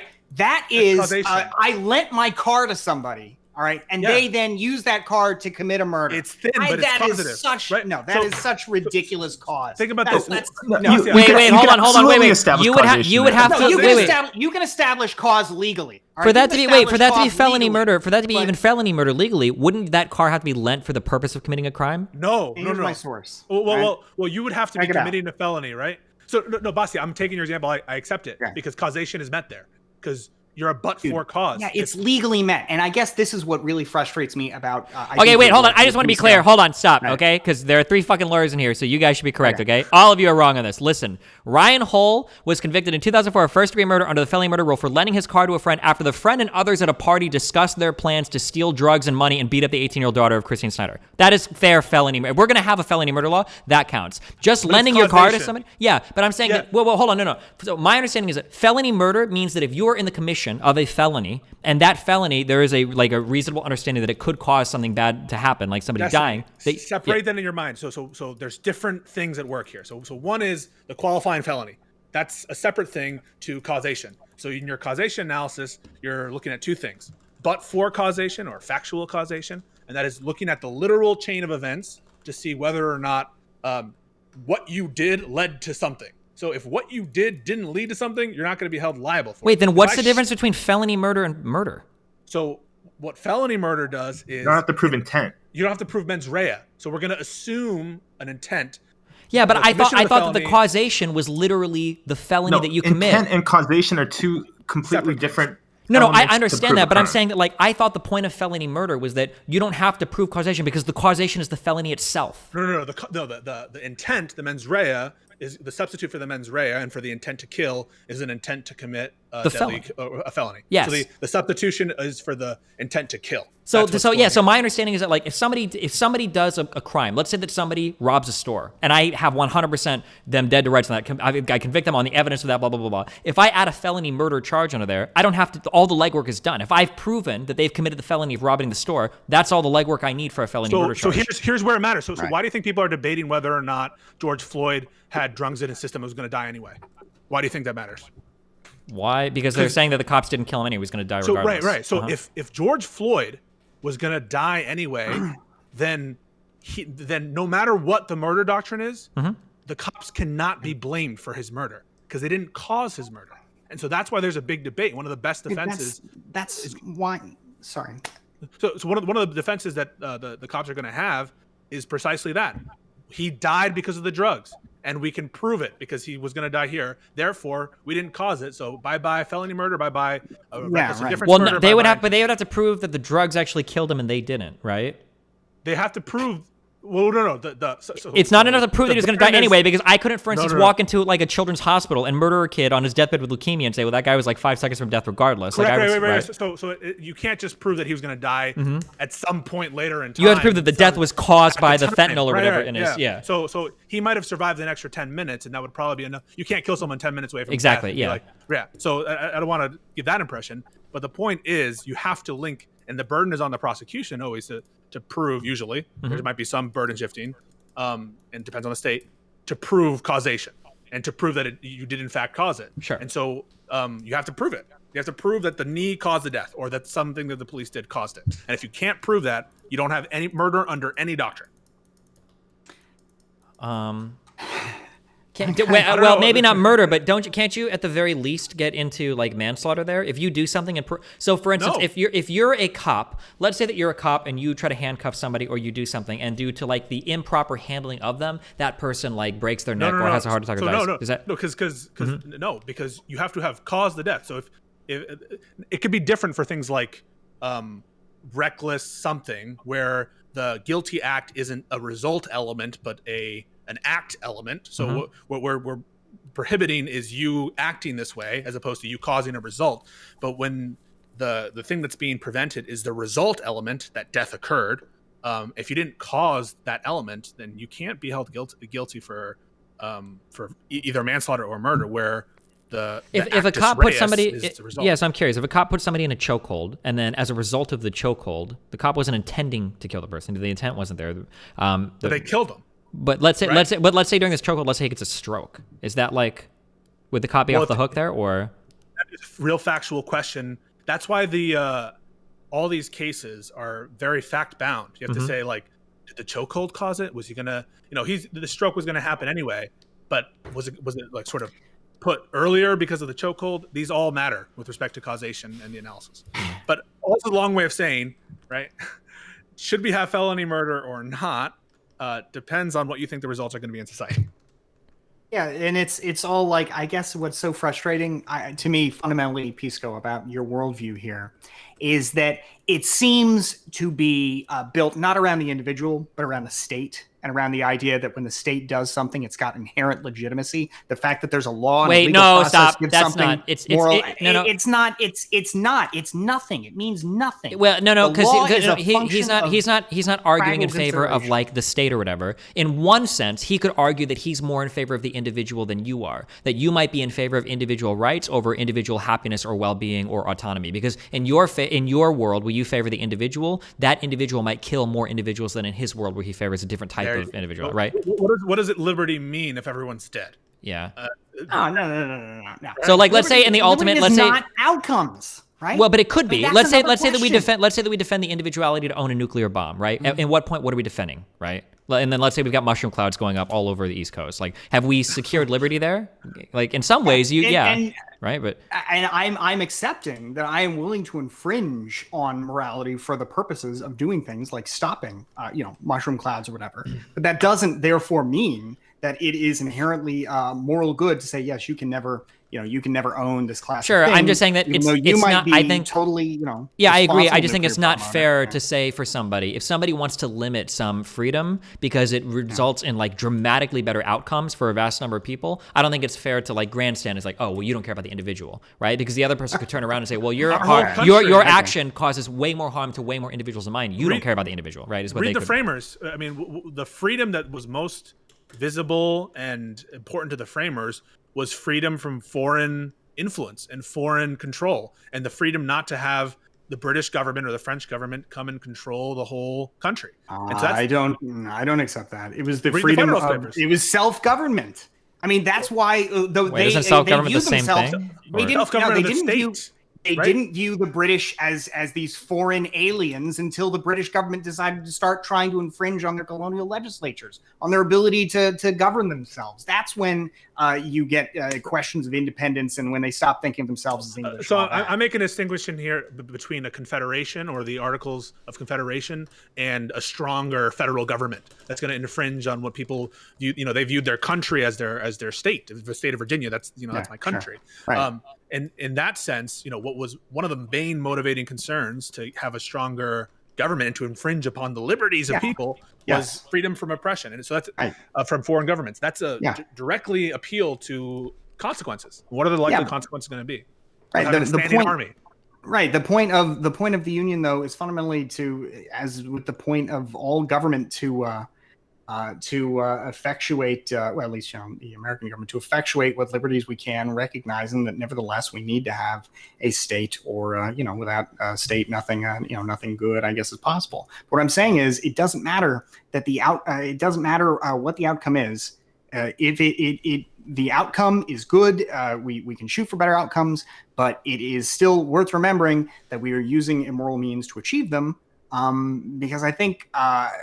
The good outcome cannot erase the initially immoral act, and that doesn't make the immoral act. I don't think that means, therefore, that it is. That I would always. I'm endorsing immoral acts, but I'm also endorsing that we remember that they are immoral, because otherwise, I think endorsing things with good consequences, but that are bad. Is that correct? Yes, I'm endorsing immoral acts because I think, nevertheless, they will lead to better consequences. Okay, so now I feel, and I'm Destiny, you can tell me if I'm wrong, that we can just cut out the moral. I'm not trying to be the moral grandstanding, right? I mean, if all we're talking about is if you're totally driven by results, and it sounds like you are, and not by the original sin of whatever we're doing, then all we need to do is talk about the results. And if that's what we're doing, no, I'm trying to preserve as much as I can of the original morality, the original individual freedom. As possible, because I recognize that look, any way I slice it in existence in the material world, I'm going to have to sacrifice. I'm going to lose some stuff. I'm going to lose some freedom. I'm going to lose something, right? So I am trying through, I guess, my conception of a state, my conception of what of these compromises to lose as little of that original freedom as possible. But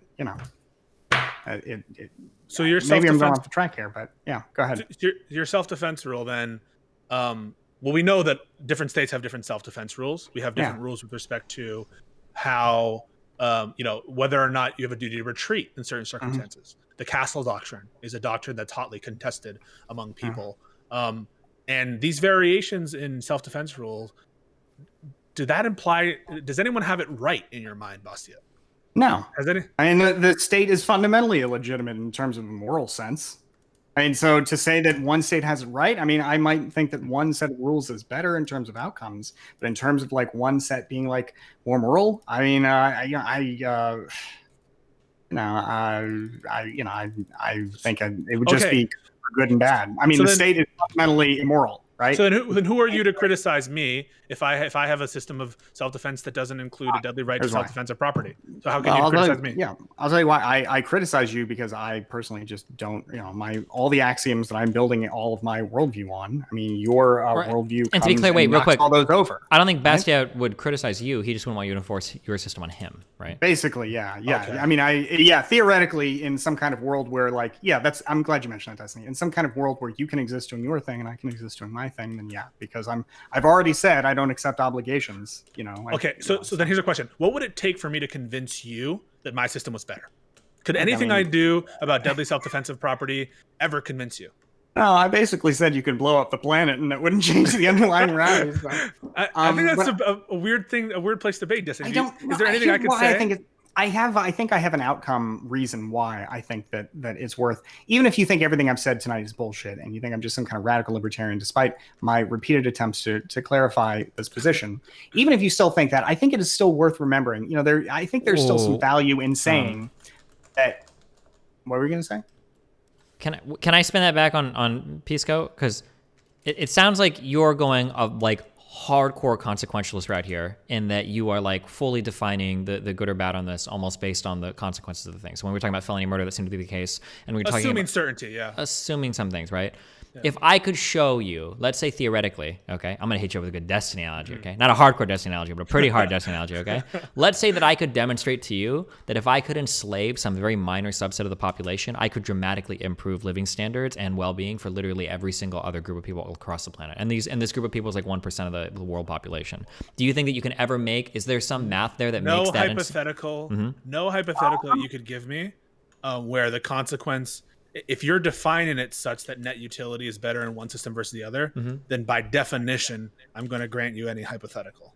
So okay, interesting. Gotcha. Okay, that's fine. Because what I would say is I would fight the hypothetical and say, well, it wouldn't work that way because that's what I do in my system. I would say that I don't think you can, like, for long periods of time enslave certain groups of people. I don't think it produces higher utility or whatever. But if you could, okay, sure, I understand what you're saying. Sure. Yeah, that's okay. So that I'm glad you mentioned that, actually, because this is why I feel like it's worth remembering that these things, that this coercion is fundamentally immoral. Because if you don't, then really, I don't have any argument against something like slavery. If you can make a consequential-based argument for it. No, if you have nothing but consequence, right, in the situation you've described, if you don't ascribe any inherent value to, like, well, I mean, maybe you just kind of cheese your way through it and say freedom is a consequence like anything else, right? No. Well, I would say, you're talking to someone who doesn't really believe in abstract freedom. If you gave me a perfectly unfree society that maximized utility, I would take that over a perfectly free society that has half of that.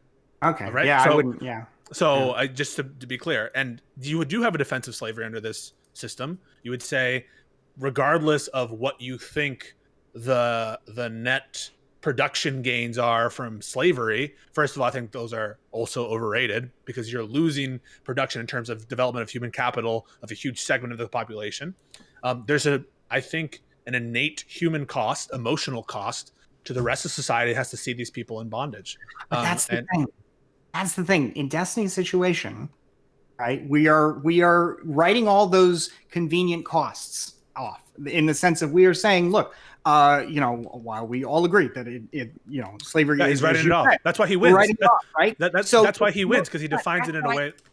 That's why I don't like it. I think it is good to recognize the inherent immorality of that kind of coercion, because I think that helps you then check what would otherwise be this unlimited utility monster of, yes, if it leads to more good than bad, hey, you can do it. All right. And that's it. All right. But the parade of horribles for you is much, much worse, because then you have to be on the record saying something like, you have a right to life if you haven't done anything wrong, right? Presumably that's your autonomy.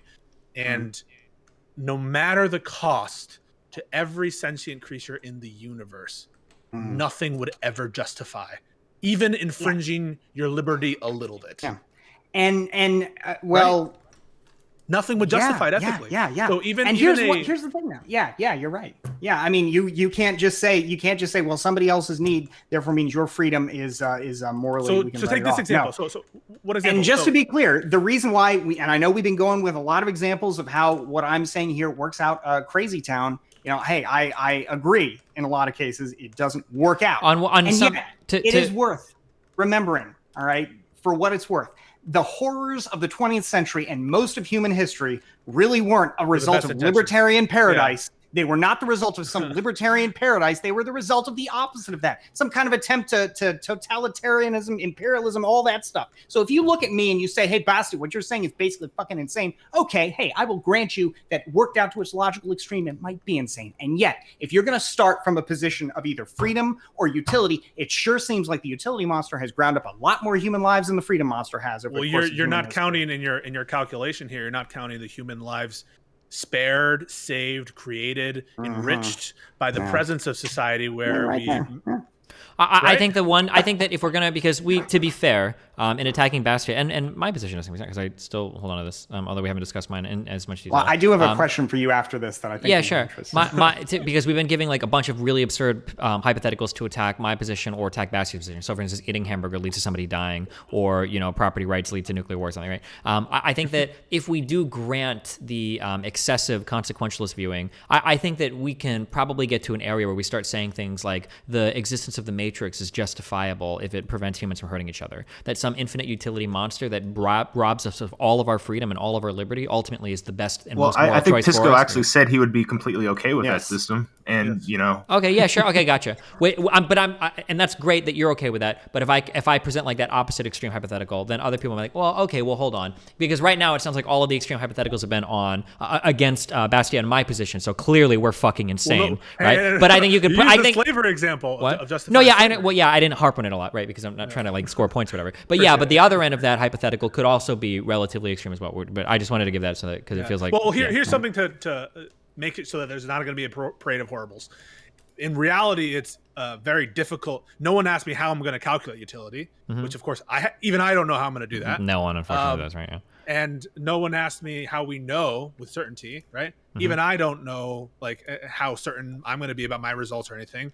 So at the end of the day, we're using these rules of thumb, I think, like liberty and like privacy and like these concepts I think Bastiat promotes, but you're using them as rules of thumb to maximizing the utility, and you will bend them in the case of obvious examples where they must bend. That's the only difference. I guess fundamentally I accept law because the alternative is worse, not because it has any inherent value, and I will accept an infringement on my freedom because I think it is better than the alternative, but I don't think that gives it any moral weight. So you're not living your values. Destiny would criticize you because you're not living your values. I absolutely am not living my value. Well, no, actually, I am living my values because I think that the reason that I justified all these infringements is that I'm trying to salvage as much as possible in the material world in which we live. For example, think that while states are morally illegitimate, they are also inevitable. They will always exist because people will always form groups and use violence to coerce other people. So all we can do, given that reality, is try to create the best states. Who's sounding Hobbesian now? You're saying that we're doomed to suffer and evil is inevitable. Yeah, that's true. I just don't. I think the difference is, and I have a problem lapsing into the dramatic, so I apologize if I've come across like I'm attacking you personally, but I'm certainly not intending to. But what I meant by that was that I view the state as fundamentally negative, and you view it, I think, as fundamentally positive. Neutral. Is that fair? No, at least neutral. It's insofar as the outcome is concerned. He would say that the existence of the state, insofar as it protects the interests of most people, would be considered positive. Yeah. But a state, he could envision a state very well that could be negative. The state doesn't carry any inherent thing. It's a neutral thing it's the actions that flow through it. That's accurate. And even in I was describing Pisco's point of view, not yours. Yes. That's Pisco's point of view. Yeah, and I'm saying that even the best state, it's still built on violence and coercion, and it's still immoral. And we are compromising with its existence rather than celebrating its existence. Because at heart, you're an anarchist. I mean, at heart, you should or like a libertarian or something, right? I suppose. I mean, if I viewed it as possible, I might be one of those anarchists. Well, yeah, he's definitely not an anarchist because he's voluntarily ceding his autonomy to the state because he recognizes that anarchy is not a desirable state. Yeah, so he's absolutely not an anarchist. But if all you're acting on is self-preservation other than your morality, then what does your morality mean? Morality, I suppose, like values exist on a sort of transcendental plane, and they help us guide our actions in the world. They're not guiding your actions because they absolutely wait. So they would guide his actions insofar as let's say he has to vote for a certain policymaker. I imagine he's always going to side on the policy of least the lesser government intervention or something like that. He would act in accordance with as much as he can in existing society, but not to the extent that his morals would compel him to. So he would never vote for an anarchist mayor. And so wait, why not? Correct, yes, because I would view the anarchist mayor as probably undermining the cause of freedom by trying to do away with the state or something like that. Wait. That feels like a contradiction. It depends on what I think the anarchist, I'm not committed to somebody who supports my principle, I guess, as much I'm committed to trying to achieve my outcome. If I think that somebody who shares, well, but earlier it seemed like your outcome, because earlier it sounded like you were willing to bomb all of society to have your like freedom of your self-interest. But now it sounds like, well, hold on, I don't want the mayor because it would be like it would create bad outcomes, I guess. It depends on it depends on what it just depends on the situation. Okay. It sounds like consequences are driving your. It sounds like you will say that killing this person to just prevent the world from being blown up was immoral, but at the end of the day, it's the consequences that are driving your actions. And so, why should I appeal to your ethical sense and not your intuition about what the consequences will be? Because I'm saying that the morality. He's distinguishing between the morality and the consequence. And the actual consequential. But what's motivating him? The consequence that'll motivate his decision making. Those are two separate things. Something can be immoral, but he'll still opt to elect it because of the consequences that ensue, right? So I think that but it's important to remember the morality, because that I think is a consideration when you're thinking about the consequences that you value, the consequences you want.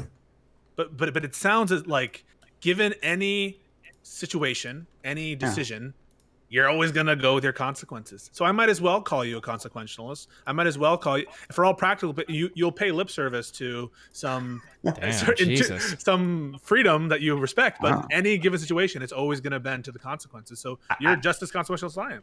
I don't think so, because I think I've outlined situations in which you are willing to accept consequences that are like radically. We have a different perception about what the consequences will be. I think that's because I guess it's a fundamental value that I'm saying that no matter if you could prove with all the you could cite me all the sources you want that your freedom destroying consequence would be you could prove to me every way possible that abolishing all the guns would leave society better off, and I still might not agree with abolishing all the guns. I've got to ask for a question. If you think that's the case, why wouldn't you vote for the anarchist mayor? Well, I might vote for the anarchist mayor depending on what I think is gonna, whether I think it's gonna lead to something better or worse. That's but this is like, but why wouldn't you make that same better or worse statement for banning all the guns? I might, but that I don't think so. Sounding real washy here. No, I'm just fucking I don't think so, because when you say no guns, you're basically saying like you no longer have the right to defend yourself, because as you said, once you take like lethal force off the table, then you're right to. So you're saying like the consequences might be different than they are. We're setting them as a matter of the hypothetical. We're telling you the consequences will be better if we take away the guns, and you don't get to dispute that. And so for the purpose of this hypothetical, given getting rid of the guns will increase everyone's happiness by 10 trillion%, what do you do? Yeah, I still don't know that I'm getting rid of the guns, because you're still saying that your right to self-defense has been fundamentally crippled, even if all of society is better off. I mean, I guess it would be like anything else you could say, like I'm abolishing your freedom of speech, right? But society will be way better off, and hey, you'll also love it, right? But actually, don't we make exactly that consideration with some types of speech every day? Like the classic example of obviously shouting fire in a crowded theater, that is an infringement 100% on my freedom of speech. And that's not really a thing, right? The shouting fire in a crowded theater. I think that's something like that example is. What about obscenity? Yeah, that's like I don't know. It was poorly applied, because arguably, the people at hand in the Schneck case were shouting fire when there was a fire, namely World War I. But I mean, that is the analogy given, and free speech has never defended your right to incitement of illegal activity. What that means is defined by constitutional law, among other things. Yeah, sure. I mean, none of the constitutional rights are absolute. You don't have an absolute right to gun ownership in this society. You don't have an absolute right to the Constitution. Look, I love the Constitution because it comes about as close as any document in human history ever has to getting, to guaranteeing some absolute freedoms. But it's not morality. It's a compromise, between morality and the interests of different groups of people, and values versus reality. I mean, what kind of society would we live in if we didn't have strict scrutiny? So, for instance, to give you guys, those of you who are not lawyer people, one of the factors for strict scrutiny, or one of the parts of the analysis, is what's known as a compelling government purpose. It's compelling. Yeah, then you'd still have intermediate scrutiny, and then everything would just have a slightly lower threshold. Well, the reason we have that is because we understand that no right can meet. will ever be inflexible, and there will be conditions under every right, including your right to life, including your most sacred right, right? Will have to be infringed in the name of the greater good. Yeah, in the name of the greater good, decided by other people, with or without my involvement, let alone consent. I will accept that such a decision-making process may be necessary in order to have a functioning society, but I will never accept that it is moral for the state to do the variety of things it does for quote-unquote compelling purpose just because. Do you think the bombing? Wait! I'm so curious. Wait, do you? Because I feel like I've heard you talk about this before. How do you feel about the bombing of Hiroshima and Nagasaki? Yeah, I could absolutely justify that on grounds of like cost benefit, but in terms of like morality, frying like that's pretty squishy, you know? Like I could absolutely say that saved American lives. It maybe saved Japanese lives. It saved Japan from a Soviet invasion. But to say like I want to say in this case, in the case of Hiroshima and Nagasaki, this sounds very similar to cutting off one arm or both arms, to where we're saying that we're saying.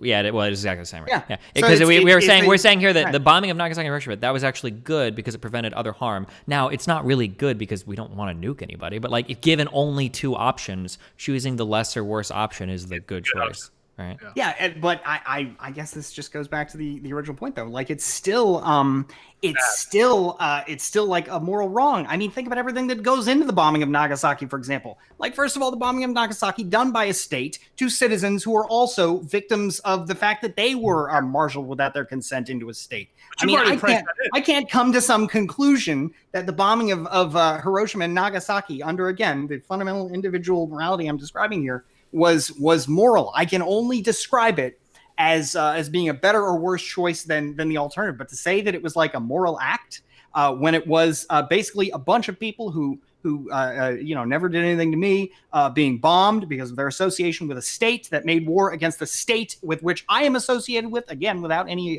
consent. Like that's it really to say that to ascribe then to even consider that could be positively moral. You know, that to me just seems like I want to hear you say it. The Constitution is immoral. The Constitution, yeah, of course, the Constitution, the United States of America, obviously immoral. It is.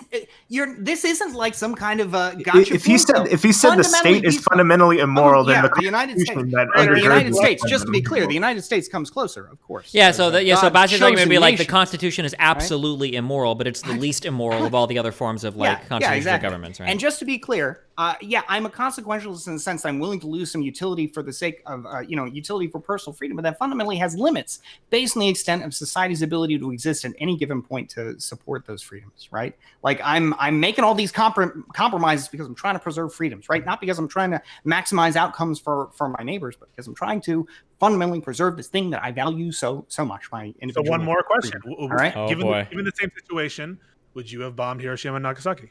Yeah.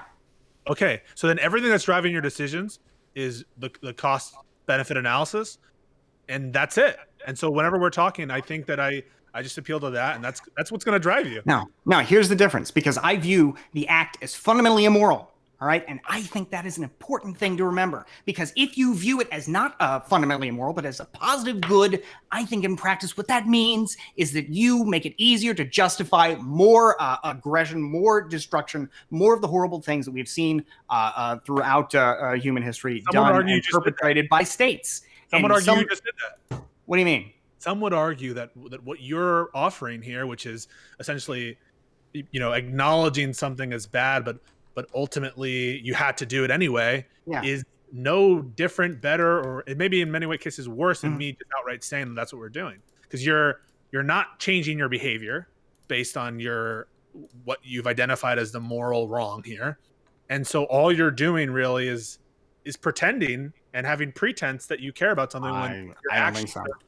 Destiny, what do you think? I mean, I've said here that I am circumscribing the freedom of I'm circumscribing the actions I'm willing to take as a result of these values. So the way that I would analyze this, the way that I would view this is that like, let's say that I don't want to use any analogies. We should be able to just understand something, right? If I am trying to test a moral principle that you have, and every single time we test the moral principle, the response seems to be, well, hold on, it depends on the effects. Well, hold on, it depends on the outcome. Well, hold on, it depends on how many people are hurt. Well, hold on, it depends on like this or that. Then it feels like we have like a principle that we have out front, but anytime it comes time to test the principle, we're actually appealing to something different than that principle. We're actually appealing to some consequence, is what it feels like. I think that's the feeling that Pisco's getting, and I can understand that, I guess, because it feels like we're bouncing back and forth between appealing to the principle. So, for instance, on one end, so here's something you can talk about how you would rationalize this. So, on one end, you've told me that you would let 100 million people die before infringing on one person's like individual right to, say, own a gun or something. Right? All right. Well, whatever. We'll sure.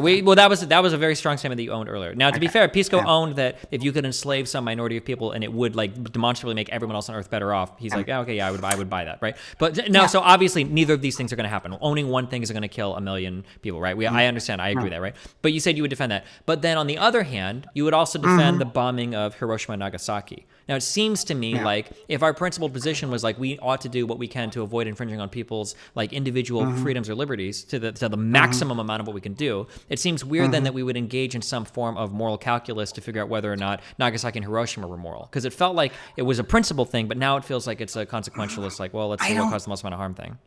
Yeah, I mean, I don't think so, because I mean, again, like in the situation like the bombing, like for example, if I'm thinking about it, like I guess should the Americans have to attack Japan and risk losing their lives for the sake of saving theoretically more Japanese lives? I mean, there are considerations not just of like how many people die, I don't disagree but, like, with who. Yeah, I don't disagree. Bear the burden. Sure. Right, so real quick, I don't right? disagree with any of that. But this exact same calculus could theoretically be used for felony murder, right? And felony murder.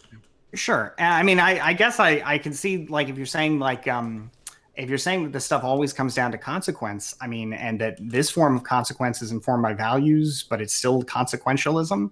I can see what you're saying, but I think you can value a moral principle, but you nevertheless recognize that your ability to like live and operate in the world comes before like a moral choice.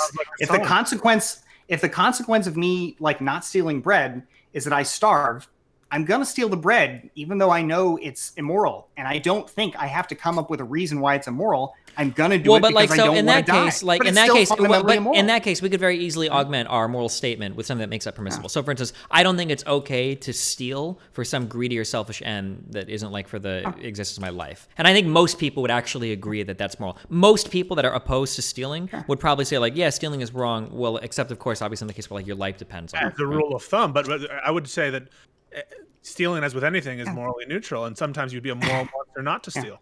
And so I don't understand really. Fundamentally, I don't see the reason why you have to then conclude, well, you see, in this situation, it's moral. No, it's not. It's just that I don't want to die, and I know I'm going to do it anyway, even though my suffering does not in any way create an obligation on you. It just seems, it seems weird that like when we construct moral systems, we're thinking of like in an idealized world, everybody would follow these moral statements every time.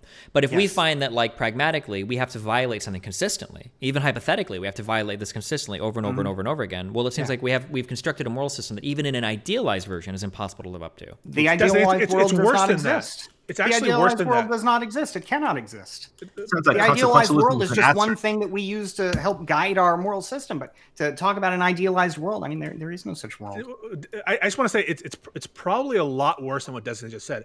In fact, I can't think of a single action that Bastiat would take as a moral reason that wouldn't bend to his consequence principle. Well, I think what exists is there's a threshold. So, for instance, if I said right now that we could unlock ownership for every single type of firearm to every single citizen in the United States, and the cost would be 5,000 lives per year lost to gun violence, I'm assuming Bastiat would say yes immediately. I would probably say yes to that because like the threshold is so low. But if that cost were like, if we legalized that and then tomorrow we turned into like Escape from LA or Escape from New York and it was a post-apocalyptic American like battleground, both of us would probably say like, okay, well, hold on, this is probably not good, right? Yeah, that's like, I mean, but I guess all I'm saying is I don't see why I then have to conclude, well, you see, my original, the fact that I've scaled back my scaled back freedom here is, the reason it's why moral because of consequences. Well, the reason why it's not moral, but so what? Sure. Well, the reason why is because people would like traditionally use these terms differently. So, for instance, some people, and I know this because of my great Catholic education, some people would say that it is immoral to denounce God. You should never do that. And not only is it immoral to do that, not only would they stand by that principle and they themselves die for that, they would commit their whole family to death. Yes. And there are some Christian saints that were canonized or at least recognized by the church that were, not only were they like flayed and boiled alive or whatever, their entire family was too. And they would consider that would be them saying like, this is my moral principle. Think of the binding of Isaac, right? I mean, that showing your piety by being willing to kill your own son, that was seen as a virtue. In Christian theology, was it not? And in that case, because if you were reading the Bible there, you would never find a passage, where somebody was like, okay, like, God, I know you want me to do this, but God, this is where I draw the line. It would absolutely never, you absolute servitude, 100%. The principle is that you believe in and you trust and you follow the word of God, regardless of any outcome, right? Yeah,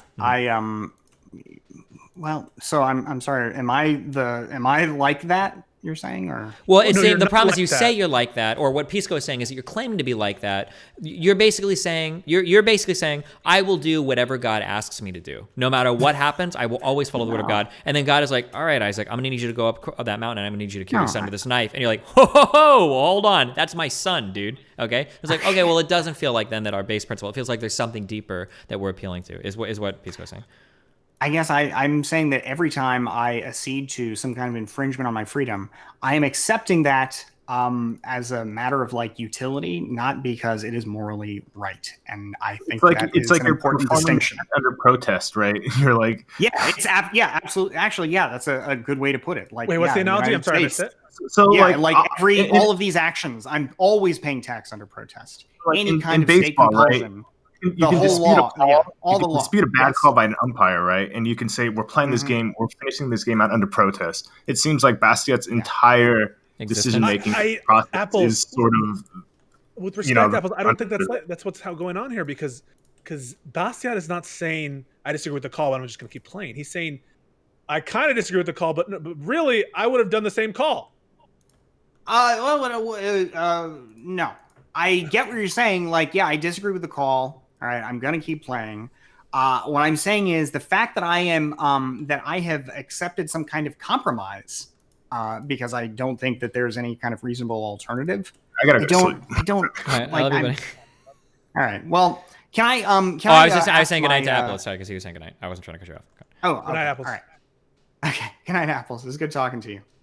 Look, I'm not sure where I'm. You've ground me down a little bit here. What you've done is you've made me tired. Okay. To be fair, this has been a pretty exhausting ethics argument, but yeah. Yeah, but no, I think look, I think that fundamentally, I am. I actually kind of like the protest idea, right? Like that's. I am accepting this stuff under protest. I reject the idea, though, that the fact that I'm accepting the world as it is makes the world as it exists somehow more moral or more just. No, I mean, you're saying you would do the same thing. I'm saying I might. Okay, I think on the circumstances. I think for the purposes of preserving as much of the value as possible. Right, but that's the goal: is preserving the value as far as possible in a fallen world in which I recognize there's no ideal world. Like that world will never exist. That world is just it's a phantom, right? I'm existing in the real world. I'm trying to preserve as much of that value as possible, but I recognize I will have to make a lot of compromises in this life to preserve as much of it as I can. But I'm still going to make a lot of compromises. So, do I need to accept those compromises as therefore moral or no? But I can accept that they are inevitable. While still remembering the underlying morality. So that's the way I feel about that. Can I ask my question to Destiny? Yeah, go for it. Okay. So I saw after your debate with that big Joel fellow. Oh, God. He said, I don't know if this tweet is still up, but he said, by the way, can somebody ask Destiny? And I don't know if anybody ever asked you this. What does he think? Does he think it is a theft of property if your boss withholds your wages illegally, or maybe not even illegally, just if your boss says, I'm going to pay you X dollars for X day work, you give him or X dollars for Y day work, you give him a Y day of work, and he don't give you X wages. Now that is a theft of property as sure as any other, is it not? So something that I conceded to Joel, and I even said it as much to Pisco, is that if we lived in a world where you were guaranteed to be reimbursed for every theft, then I think I might feel differently about like defending property, because at that point you're not really suffering a loss. Someone is aggressing on you, but not really, because you can be compensated for that. With prejudgment interest to make sure that everything's covered, right? Yeah, obviously, yeah, right. Yeah. Assuming if I were to give it hesitation in answering that, it would be like, can you always get like, is it restitution or whatever from like in a court or whatever? However, in the case where if I were to construct that analogy in a similar way to the property rights shit, like let's say for instance. Like you work in a small town or whatever, no cop or no judge or whatever is going to give a fuck, then yeah, I would view it absolutely similarly, of course. If somebody is like jacking your pay over and over and over again, and you're like, dude, I need you to pay me. You need to pay me. Like I'm working for this. Like this is literally fucking slavery. Like pay me. Then yeah, of course. For some reason, Big Joel and a whole bunch of other lefties like are very quick to assume that I would be like some corporate shill or something. Absolutely not. Yeah. Like if a company was fucking you out of your wages like that, and you had no recourse whatsoever in any type of governmental body, yeah, of course you can take action against them. Of course, fuck that. Like Well, then you just lose, right? I mean, so why do you get to resort to? Let's say that you're wrong about you think that you deserve something, and you know in your heart of hearts that you deserve $10 an hour, but actually, the boss thinks that it's $8 an hour, and you just have a disagreement about that. Oh, wait, hold on. To be ultra clear, I'm talking about something where Bastiat's case was you had a pre-arranged agreement, like you're working for this wage, not that he just decides to pay you less. Yeah. And there's no I'm not making any kind of surplus value bullshit. Yeah, here. or wait. Or we can discuss your issue, Pisco, where I think I'm going to pay less. But I'm thinking something like I'm hired in at $10 an hour, and then by my third paycheck, I find out he's paying me $6 an hour, like he's violating not minimum wage, or like he pays me $8 an hour, something like that. Yeah. So you've assumed that no court will hear your case, right? So this is your exhaustion. Yeah, I'm assuming you have no. Work, right? Yeah, you can't seek. Okay, so if you're going to be like using that against this case, you have to be using that in the theft case. Yeah, I would to that as well. All your options when you like let someone walk off with your property and you haven't followed up with an investigation. Are you really exhausting? Yeah, so I would say yes, unfortunately, because right now in the United States, like the chances of you recovering any stolen property is like it's like less than 20%. Well, what are the odds of you recovering against a big employer on some lost wages suit? Pretty high. You don't have a lawyer. Well, if you don't have a lawyer, maybe it's low. Right? Well, are we willing to put a percentage? I mean, I'm sure that employers nowadays. In the percentage with Big Joel, I gave that percentage as being incredibly high. Like it would mean to be like 95 or 98% plus, because I wouldn't want a victim to have to assume that like, okay, well, listen, you're getting aggressed on. You need to just roll the dice and hope that you roll well. I would say that percentage of recovery needs to be very, very, very high. Of all the financial harms done by, I don't want to say exploitive, but wrongful takings of employers from employees, of those acts that happen, how many do you think are litigated in court?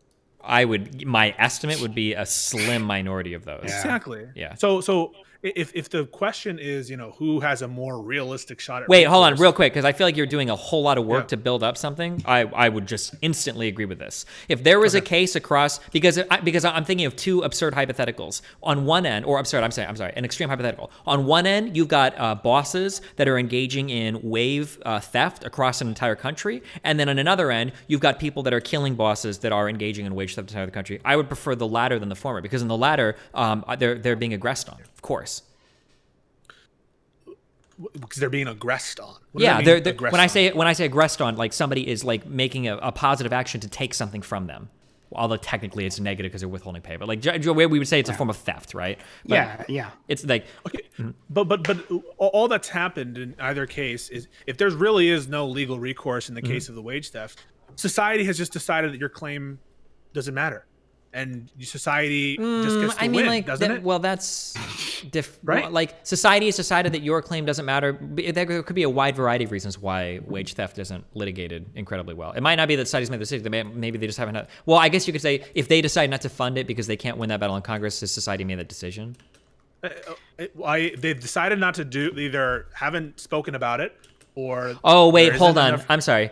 So earlier, I made the statement that I think that we are allowed to defend our property with lethal force because that's kind of the agreement that we've all lived together with. And now you're trying to attack that by saying, well, if we don't give you the proper tools to litigate these fights in court, then society's kind of agreed upon that you don't get to do that. So you would be violating that societal agreement by attacking your boss. Is that kind of the direction? Or let's say that we recognize that, payment on receipt of jobs is that's just something we're not going to put our courts to task with. For sure. And we've decided we have to spend it elsewhere. So everyone gets employed on their own risk. And, maybe your employer will pay you, maybe they won't. And, you'll get reputation from an employer. And if they tend to pay, then you'll go there and it'll work itself out. But we're not going to cognize any claims in our courts for lost wages. And now all of a sudden there's society having rendered that decision. Now there's an independent right to self-defense since you have no other recourse.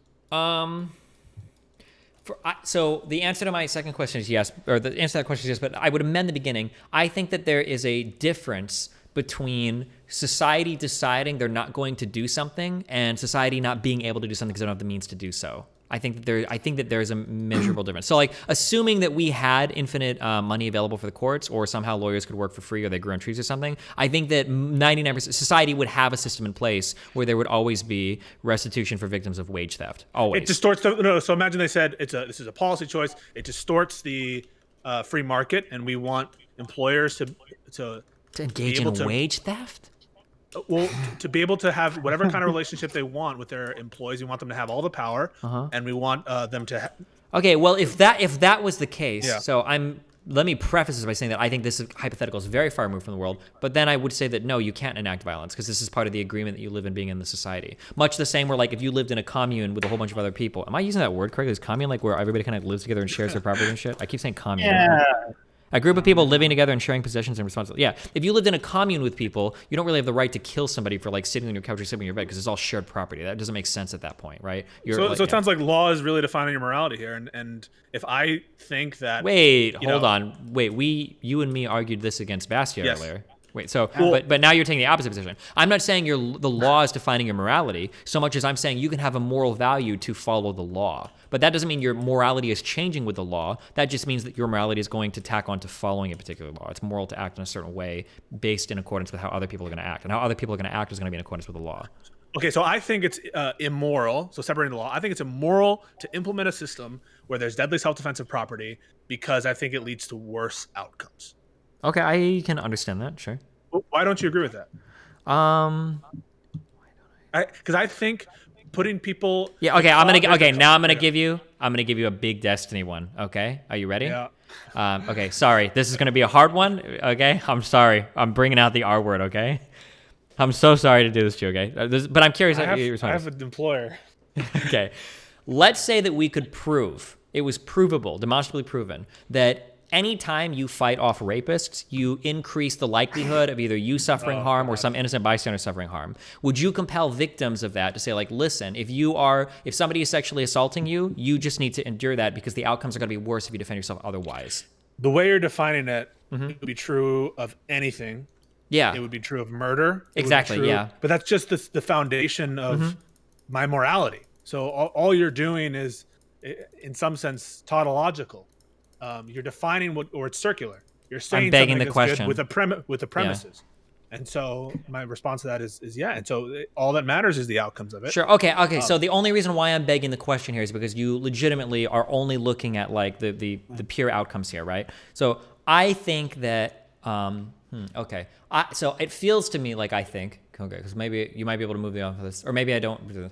I think that there are some principles and some individual freedoms or liberties that are worth defending even at some cost. So, for instance, let's say that I could prove that by fighting back with a knife, you're more likely to cause harm to yourself and to other people de facto than if you would have just let somebody beat you up at a bar. Let's say that that's proven. We just know that's true, right?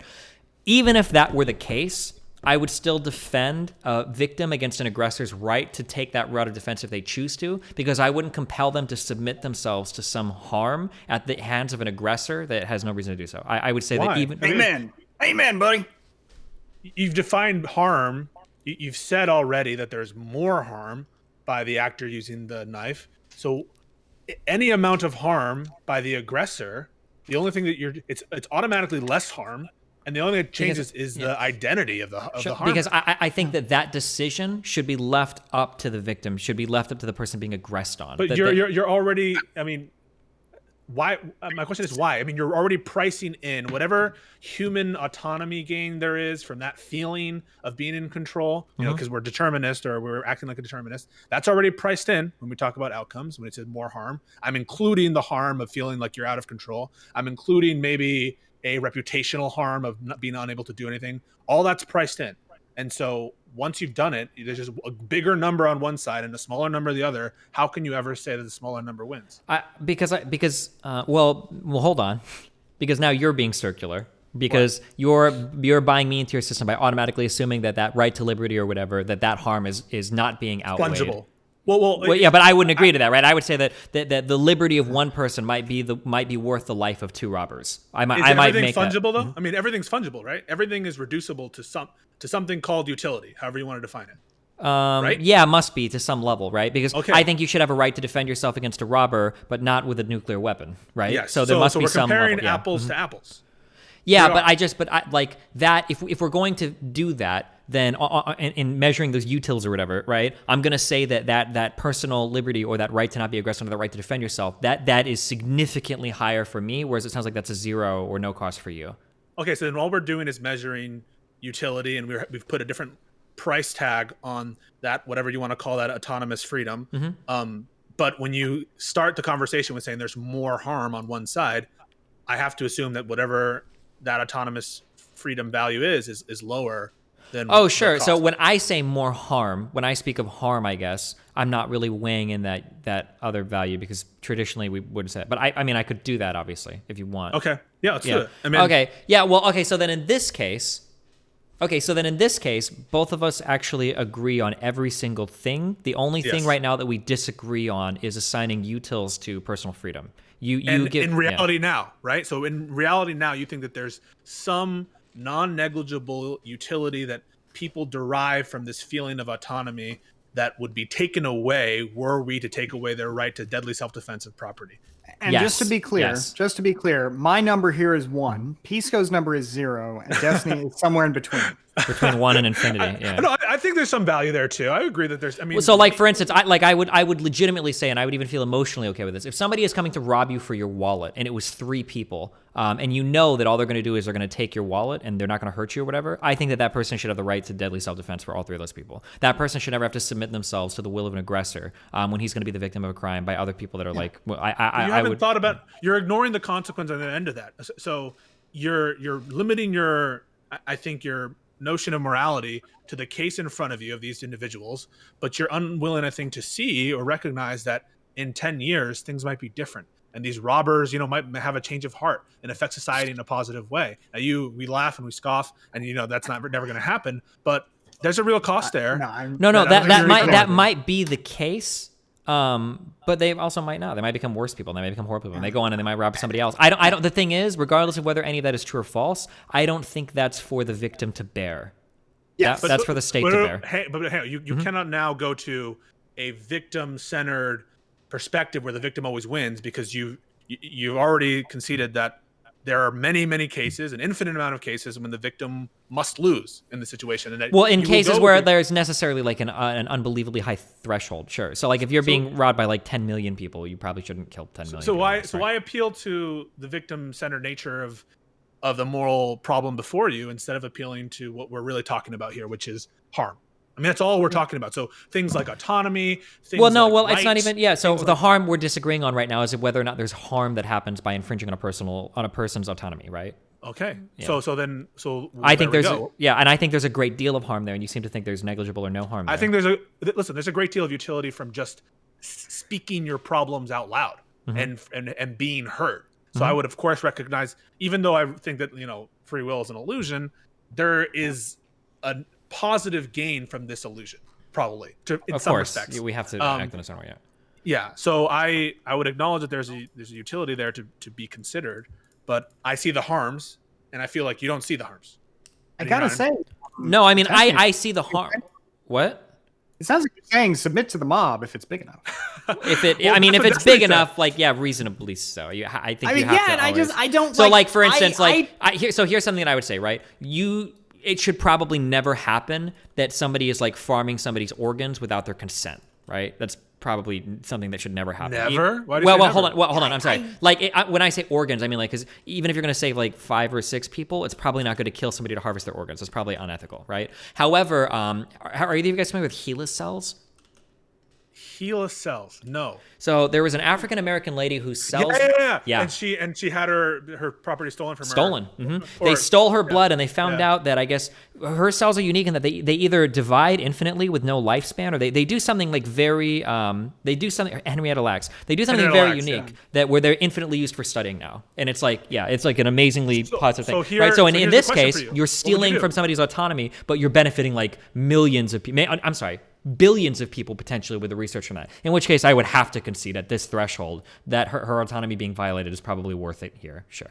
So I mean, that is the perfect case because it shows you how these property rights are totally contingent, and that's not a ridiculous hypothetical. It actually happened, and it proves that our notion of the mere fact that you're willing to say that I would consider deadly self-defense against a blade of grass.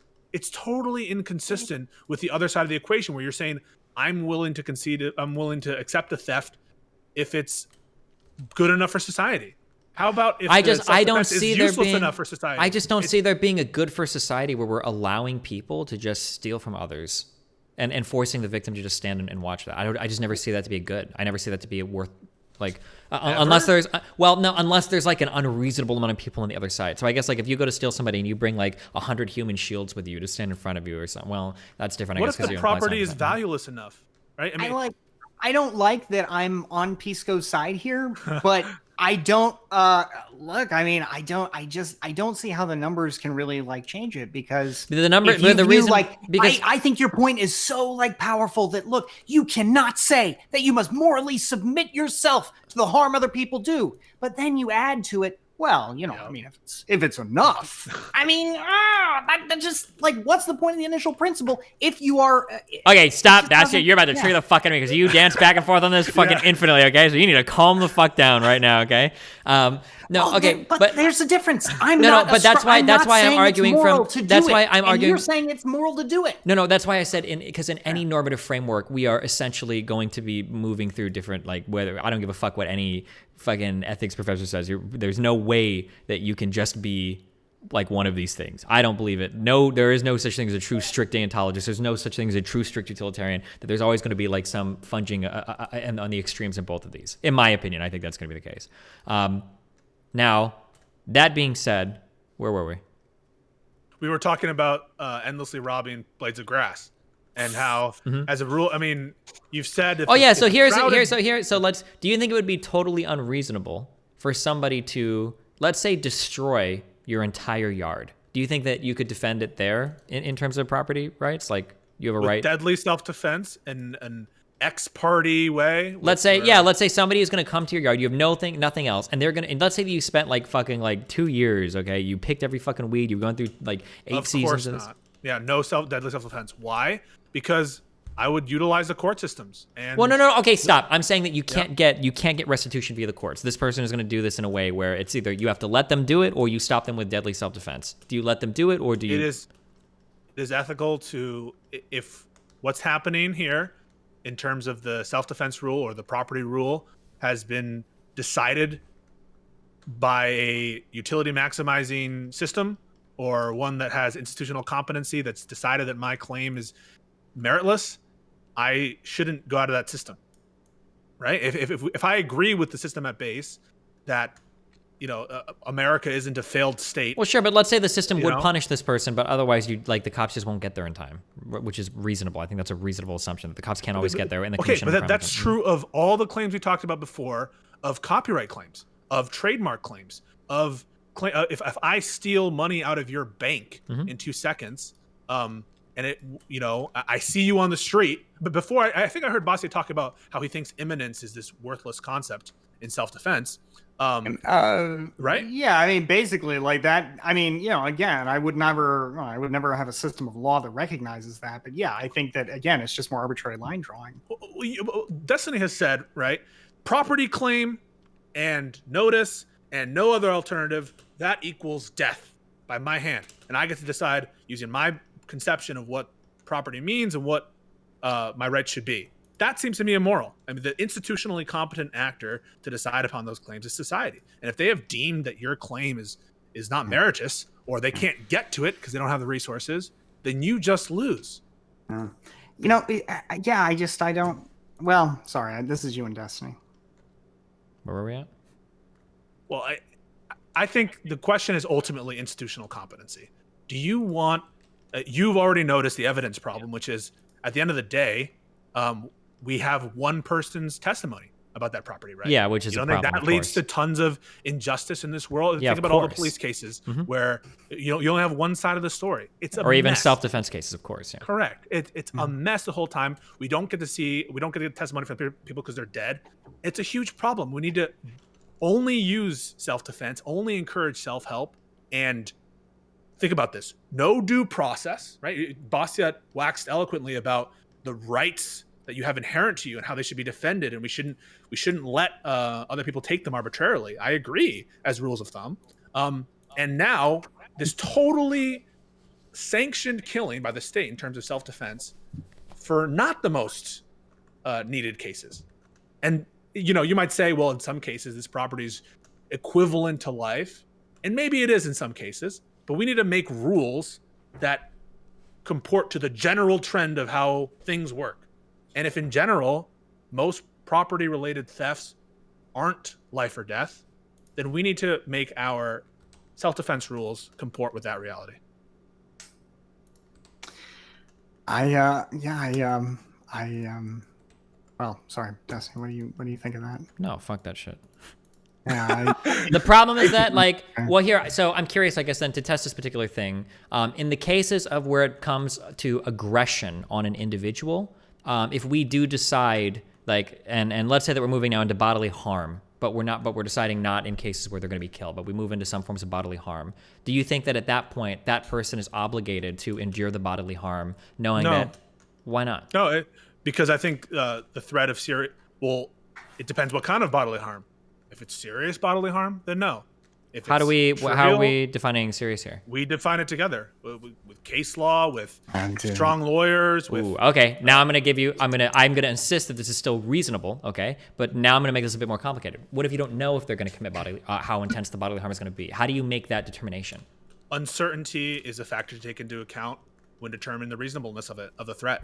Absolutely. Okay, do you think that there is something asymmetrical here then about, so let's say there are two people. On one, we've got Joe Rogan or some like MMA, UFC train fighter. And then on the other, we've got like a little 70-pound, 5 foot nothing girl or whatever. Okay, that's very low weight, sorry. But you have like a very, very small person, okay?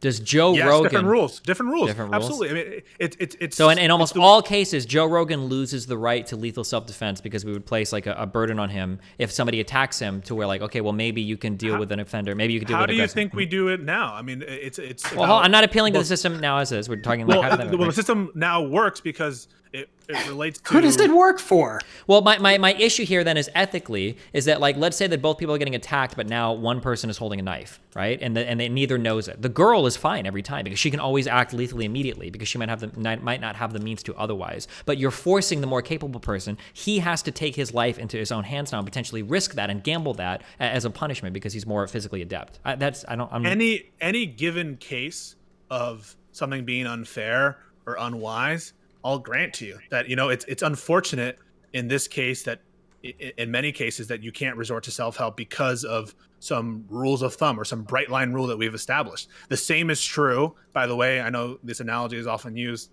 on this and other channels on Twitch, the age of consent. It might be in any given case that age of consent is, unjustified for the relationship that exists at the time.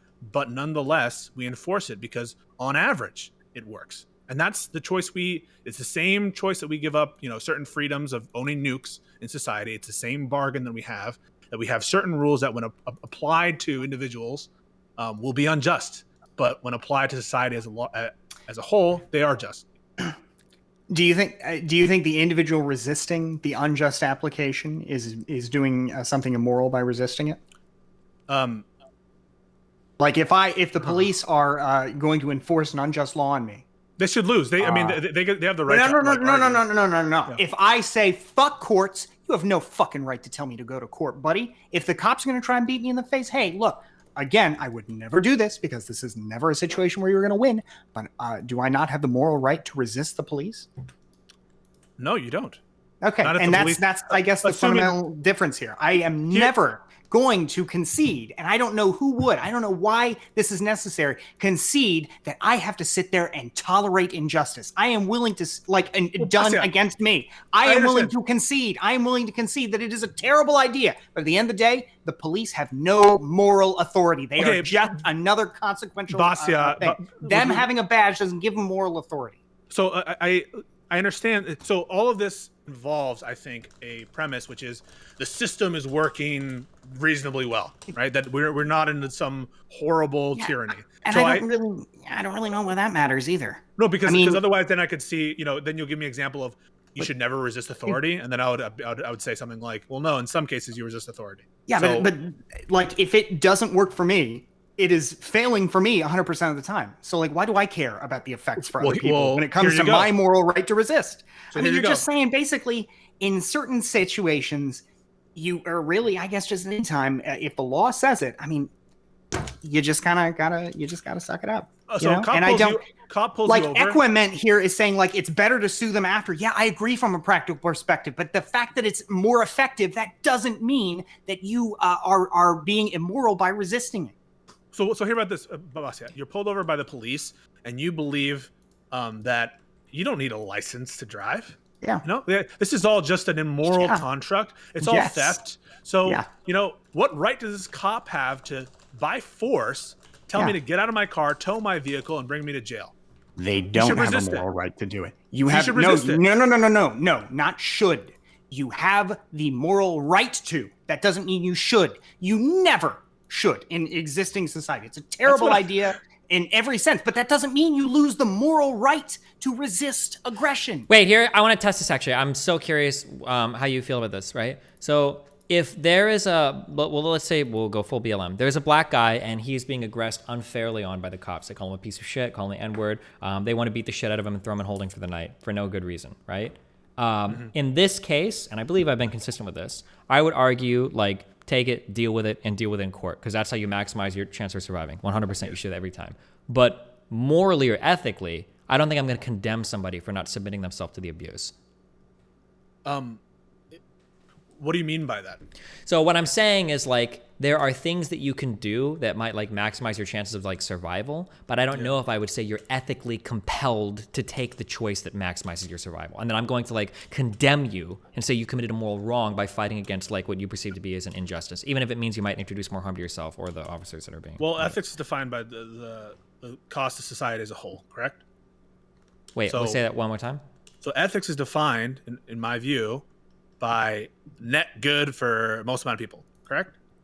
Or I don't know if you're well, it could be. Yeah, sure. Okay, so in my system, we would assess that actor's impact on society as a whole.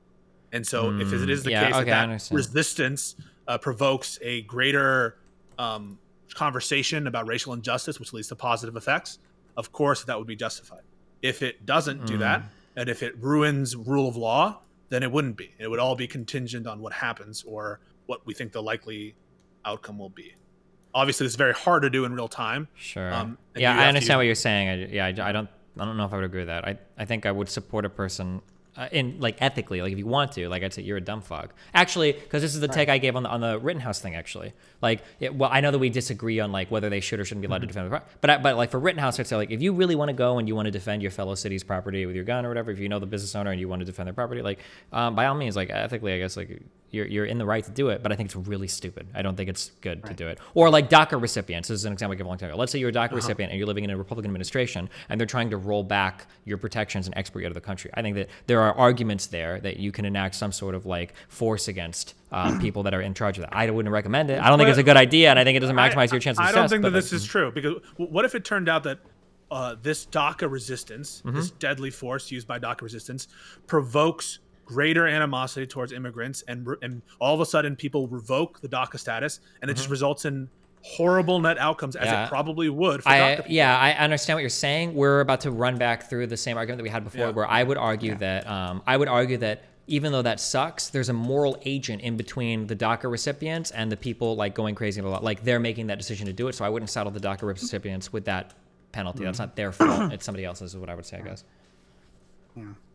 And I would argue that you have every moral right to destroy the ICE facility and free everybody involved, because the entire system is unjust violence and brutality all the way down, but it's not a good idea. What about the Capitol? The Capitol building. This is... look, yeah, terrible idea. Shouldn't do it. But obviously, if I view the government as fundamentally illegitimate, then any kind of aggression against the government is basically morally justified.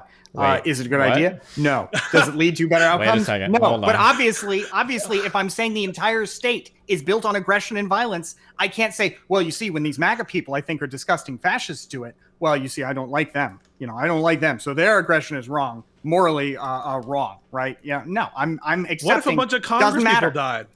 What I'm saying they're here, representatives just to be of clear, government. That they are all these are the people, the instruments of these oppression. Are perhaps the worst people of all, who are funding these cops who are going to beat me over the face. And now, in a video game, these are all video right? games. We're all talking about video game governments, to be very clear right here, right? Yeah. I mean, this is obviously a terrible idea, but like the idea though, like the underlying morality of agents that are a lot of video games going on over here. Yeah. So like, there's no, I don't know why this is an oh my god. I just want to say the implication of there's a lot of bullet biting going on in here, and I like it. Okay, thank you, all of you. We're biting so many bullets in here. We got slavery. We've got infinite, I think, small scale rape or thief. We've got fucking governments being destroyed. We got a lot of bullet biting going on in here. Okay, it's very. Well, let me ask you while we're talking teeth about of steel. Pisco. Yeah. Pisco. And to be clear with both of you, I have to leave in the next like 5 minutes because I'm way past my fucking. Okay, all right. Can I just then, to get to the original point that I asked Destiny about wage theft? Sure. I think that's an interesting. Yeah, we kind of got off that. I think it's interesting because that's kind of like I think a real lefty point, but absolutely it feels like the same thing in the situation I described. I think in his original question, that's theft, plain and simple. Yeah, and would I totally agree with the same response. Mm-hmm. And so like it's no different. I mean, again, not a good idea, but like in terms of like the underlying morality, if they're looking for like, I got you, you wouldn't do it, you corporate chill. Yeah, no. You keep saying not a good idea, but that's an important consideration, whether you take a moral action or not. Yeah, is it wise? Are you going to live through the day? No. Well, this sounds really consequential now. Yeah, it does. It sounds extremely consequential. Though I do agree with you, Bastiat. Absolutely. It's the same situation that Destiny gives. And him, I don't know, trying to put a moral actor in between it, or trying to say that, I guess he said what we thought he would say, which is, if really there's no other option, you shoot your boss. Is that right, Destiny, in a video game? If there's no other recourse, then you video game your boss, yeah. But no, I mean, it's in practice though. This is fun, but in practice you should follow the law, because that is how you maximize your outcomes. That is the you want to have a nice life, you follow the law, and you don't go around saying, you see, I made a unique moral choice because I heard a stream on Twitch.tv. So. I just want to say before we call it banned. This sounds like everything Destiny railed against in his whatever long conversation with multiple people about how leftists not living out their true principles. Bastiat, it sounds like you're unadulterated now, living that hypocrisy. I don't think so. I think there's a big difference, because in my morality, basically, the only thing I'm morally obligated to do is not not harm others. Basically, and I think that's different from a worldview that says you are actively obligated to help people constantly and all the time, which is basically socialism, right? You are obligated to give up all this stuff to help people all the time. Super important. You got to do it all the time. To be fair, I don't think any socialist claims that. All right. Well, it's a lot more about that, right? It's not, there's none of these negative rights. There might be an element of sharing or something in here, but it's a lot more, right? You have positive obligations to help people. Right? Sure. I'm rejecting all those. They believe in at least some of those, right? That seems fair for an intro to leftism, right? Okay. There's some positive obligation to help people. All right. So I understand why you would say, it's a little strange that you guys aren't really doing much in terms of helping people. Wait, I gotta use the restroom real quick. I'll be back in a sec. So. All right. This is great, Bastiat. It was nice to meet you. Fun. Yeah, well, we've talked before, but we never had any, like never a had real conversation. Yeah, this was fun. I thought you were like a liberal. Well, yeah, I mean, in practice, the way that society works out, I mean, yeah, the whole libertarian stuff, you can't put it into practice. I don't think that means that I don't think morality depends on its your ability to put it into practice. But yeah, I mean, in practice, I have concluded that the way to have a society where we got the most freedom is a liberal society that has a basic social welfare state, all the rest of the stuff I'm always talking about. But can I ask who did you vote for in 2016? Clinton. Okay, cool. All right. Well, this was wait, who did you think? Who did something I suggest I would vote for Trump? It just felt I don't know, this conversation felt very, very almost, last username? Yeah. Okay. It sounded like I was talking to last username with some. Yeah. Here's the difference. Yeah. Here's the difference between me and last username, who I hope is still watching. I absolutely respect last username's thinking about morality. What I reject about last username is when he says it is possible to create a society where we live this morality, in a real and tangible way. I don't think that's possible. And that's why that conflict between what you can actually do, right, versus what is what is nevertheless, right and wrong. There's a word called LARPer. Do you think that applies here? I mean, why? It sounds like last username is the real revolutionary, and you're kind of not willing to go all the way. No, because again, I you haven't heard my explanation for how last username, we have talked about that. We've done a lot. We'll do it again too, I'm sure. No, I don't think that's LARPing, because again, I'm only doing this because I think this is the best way to preserve the most freedom. I think the alternative, like for example, some kind of revolution, like for example, if the MAGA people storm the Capitol, or some kind of a libertarian hit squad were to storm the Capitol and topple the government, I don't think it would mean more freedom. I think it would mean some kind of dictatorship that would mean even less, as it typically does in history. So no, I don't think it's LARPing. I think it is trying to come as close to to your principles as possible, recognizing that you're always going to have to make compromises with them. And saying, I guess I think the biggest difference is, I don't think that making compromise, I don't think I have to say that it's inherently moral to make a compromise with my principles, because I think that just means, okay, morality doesn't mean anything. Morality is just what I feel like I got to do at any given time. Well, this was a wonderful conversation. Thank you so much for having me, Destiny. Yeah, thanks, Destiny. This was a lot of fun. I hope you enjoyed it too. Yeah, it's been real, guys. All right. See you later, guys. Yeah. Have a good night, y'all. Remember to hit that like and subscribe, and don't forget the notification bell so that my videos show up right in your feed. You're literally using like a cheat code for arguments. You understand that would be like a secret cheat code weapon. Inference to the best explanation says that my explanation is the best one, I think, because it seems like the best one. So fuck you. Like, what the fuck?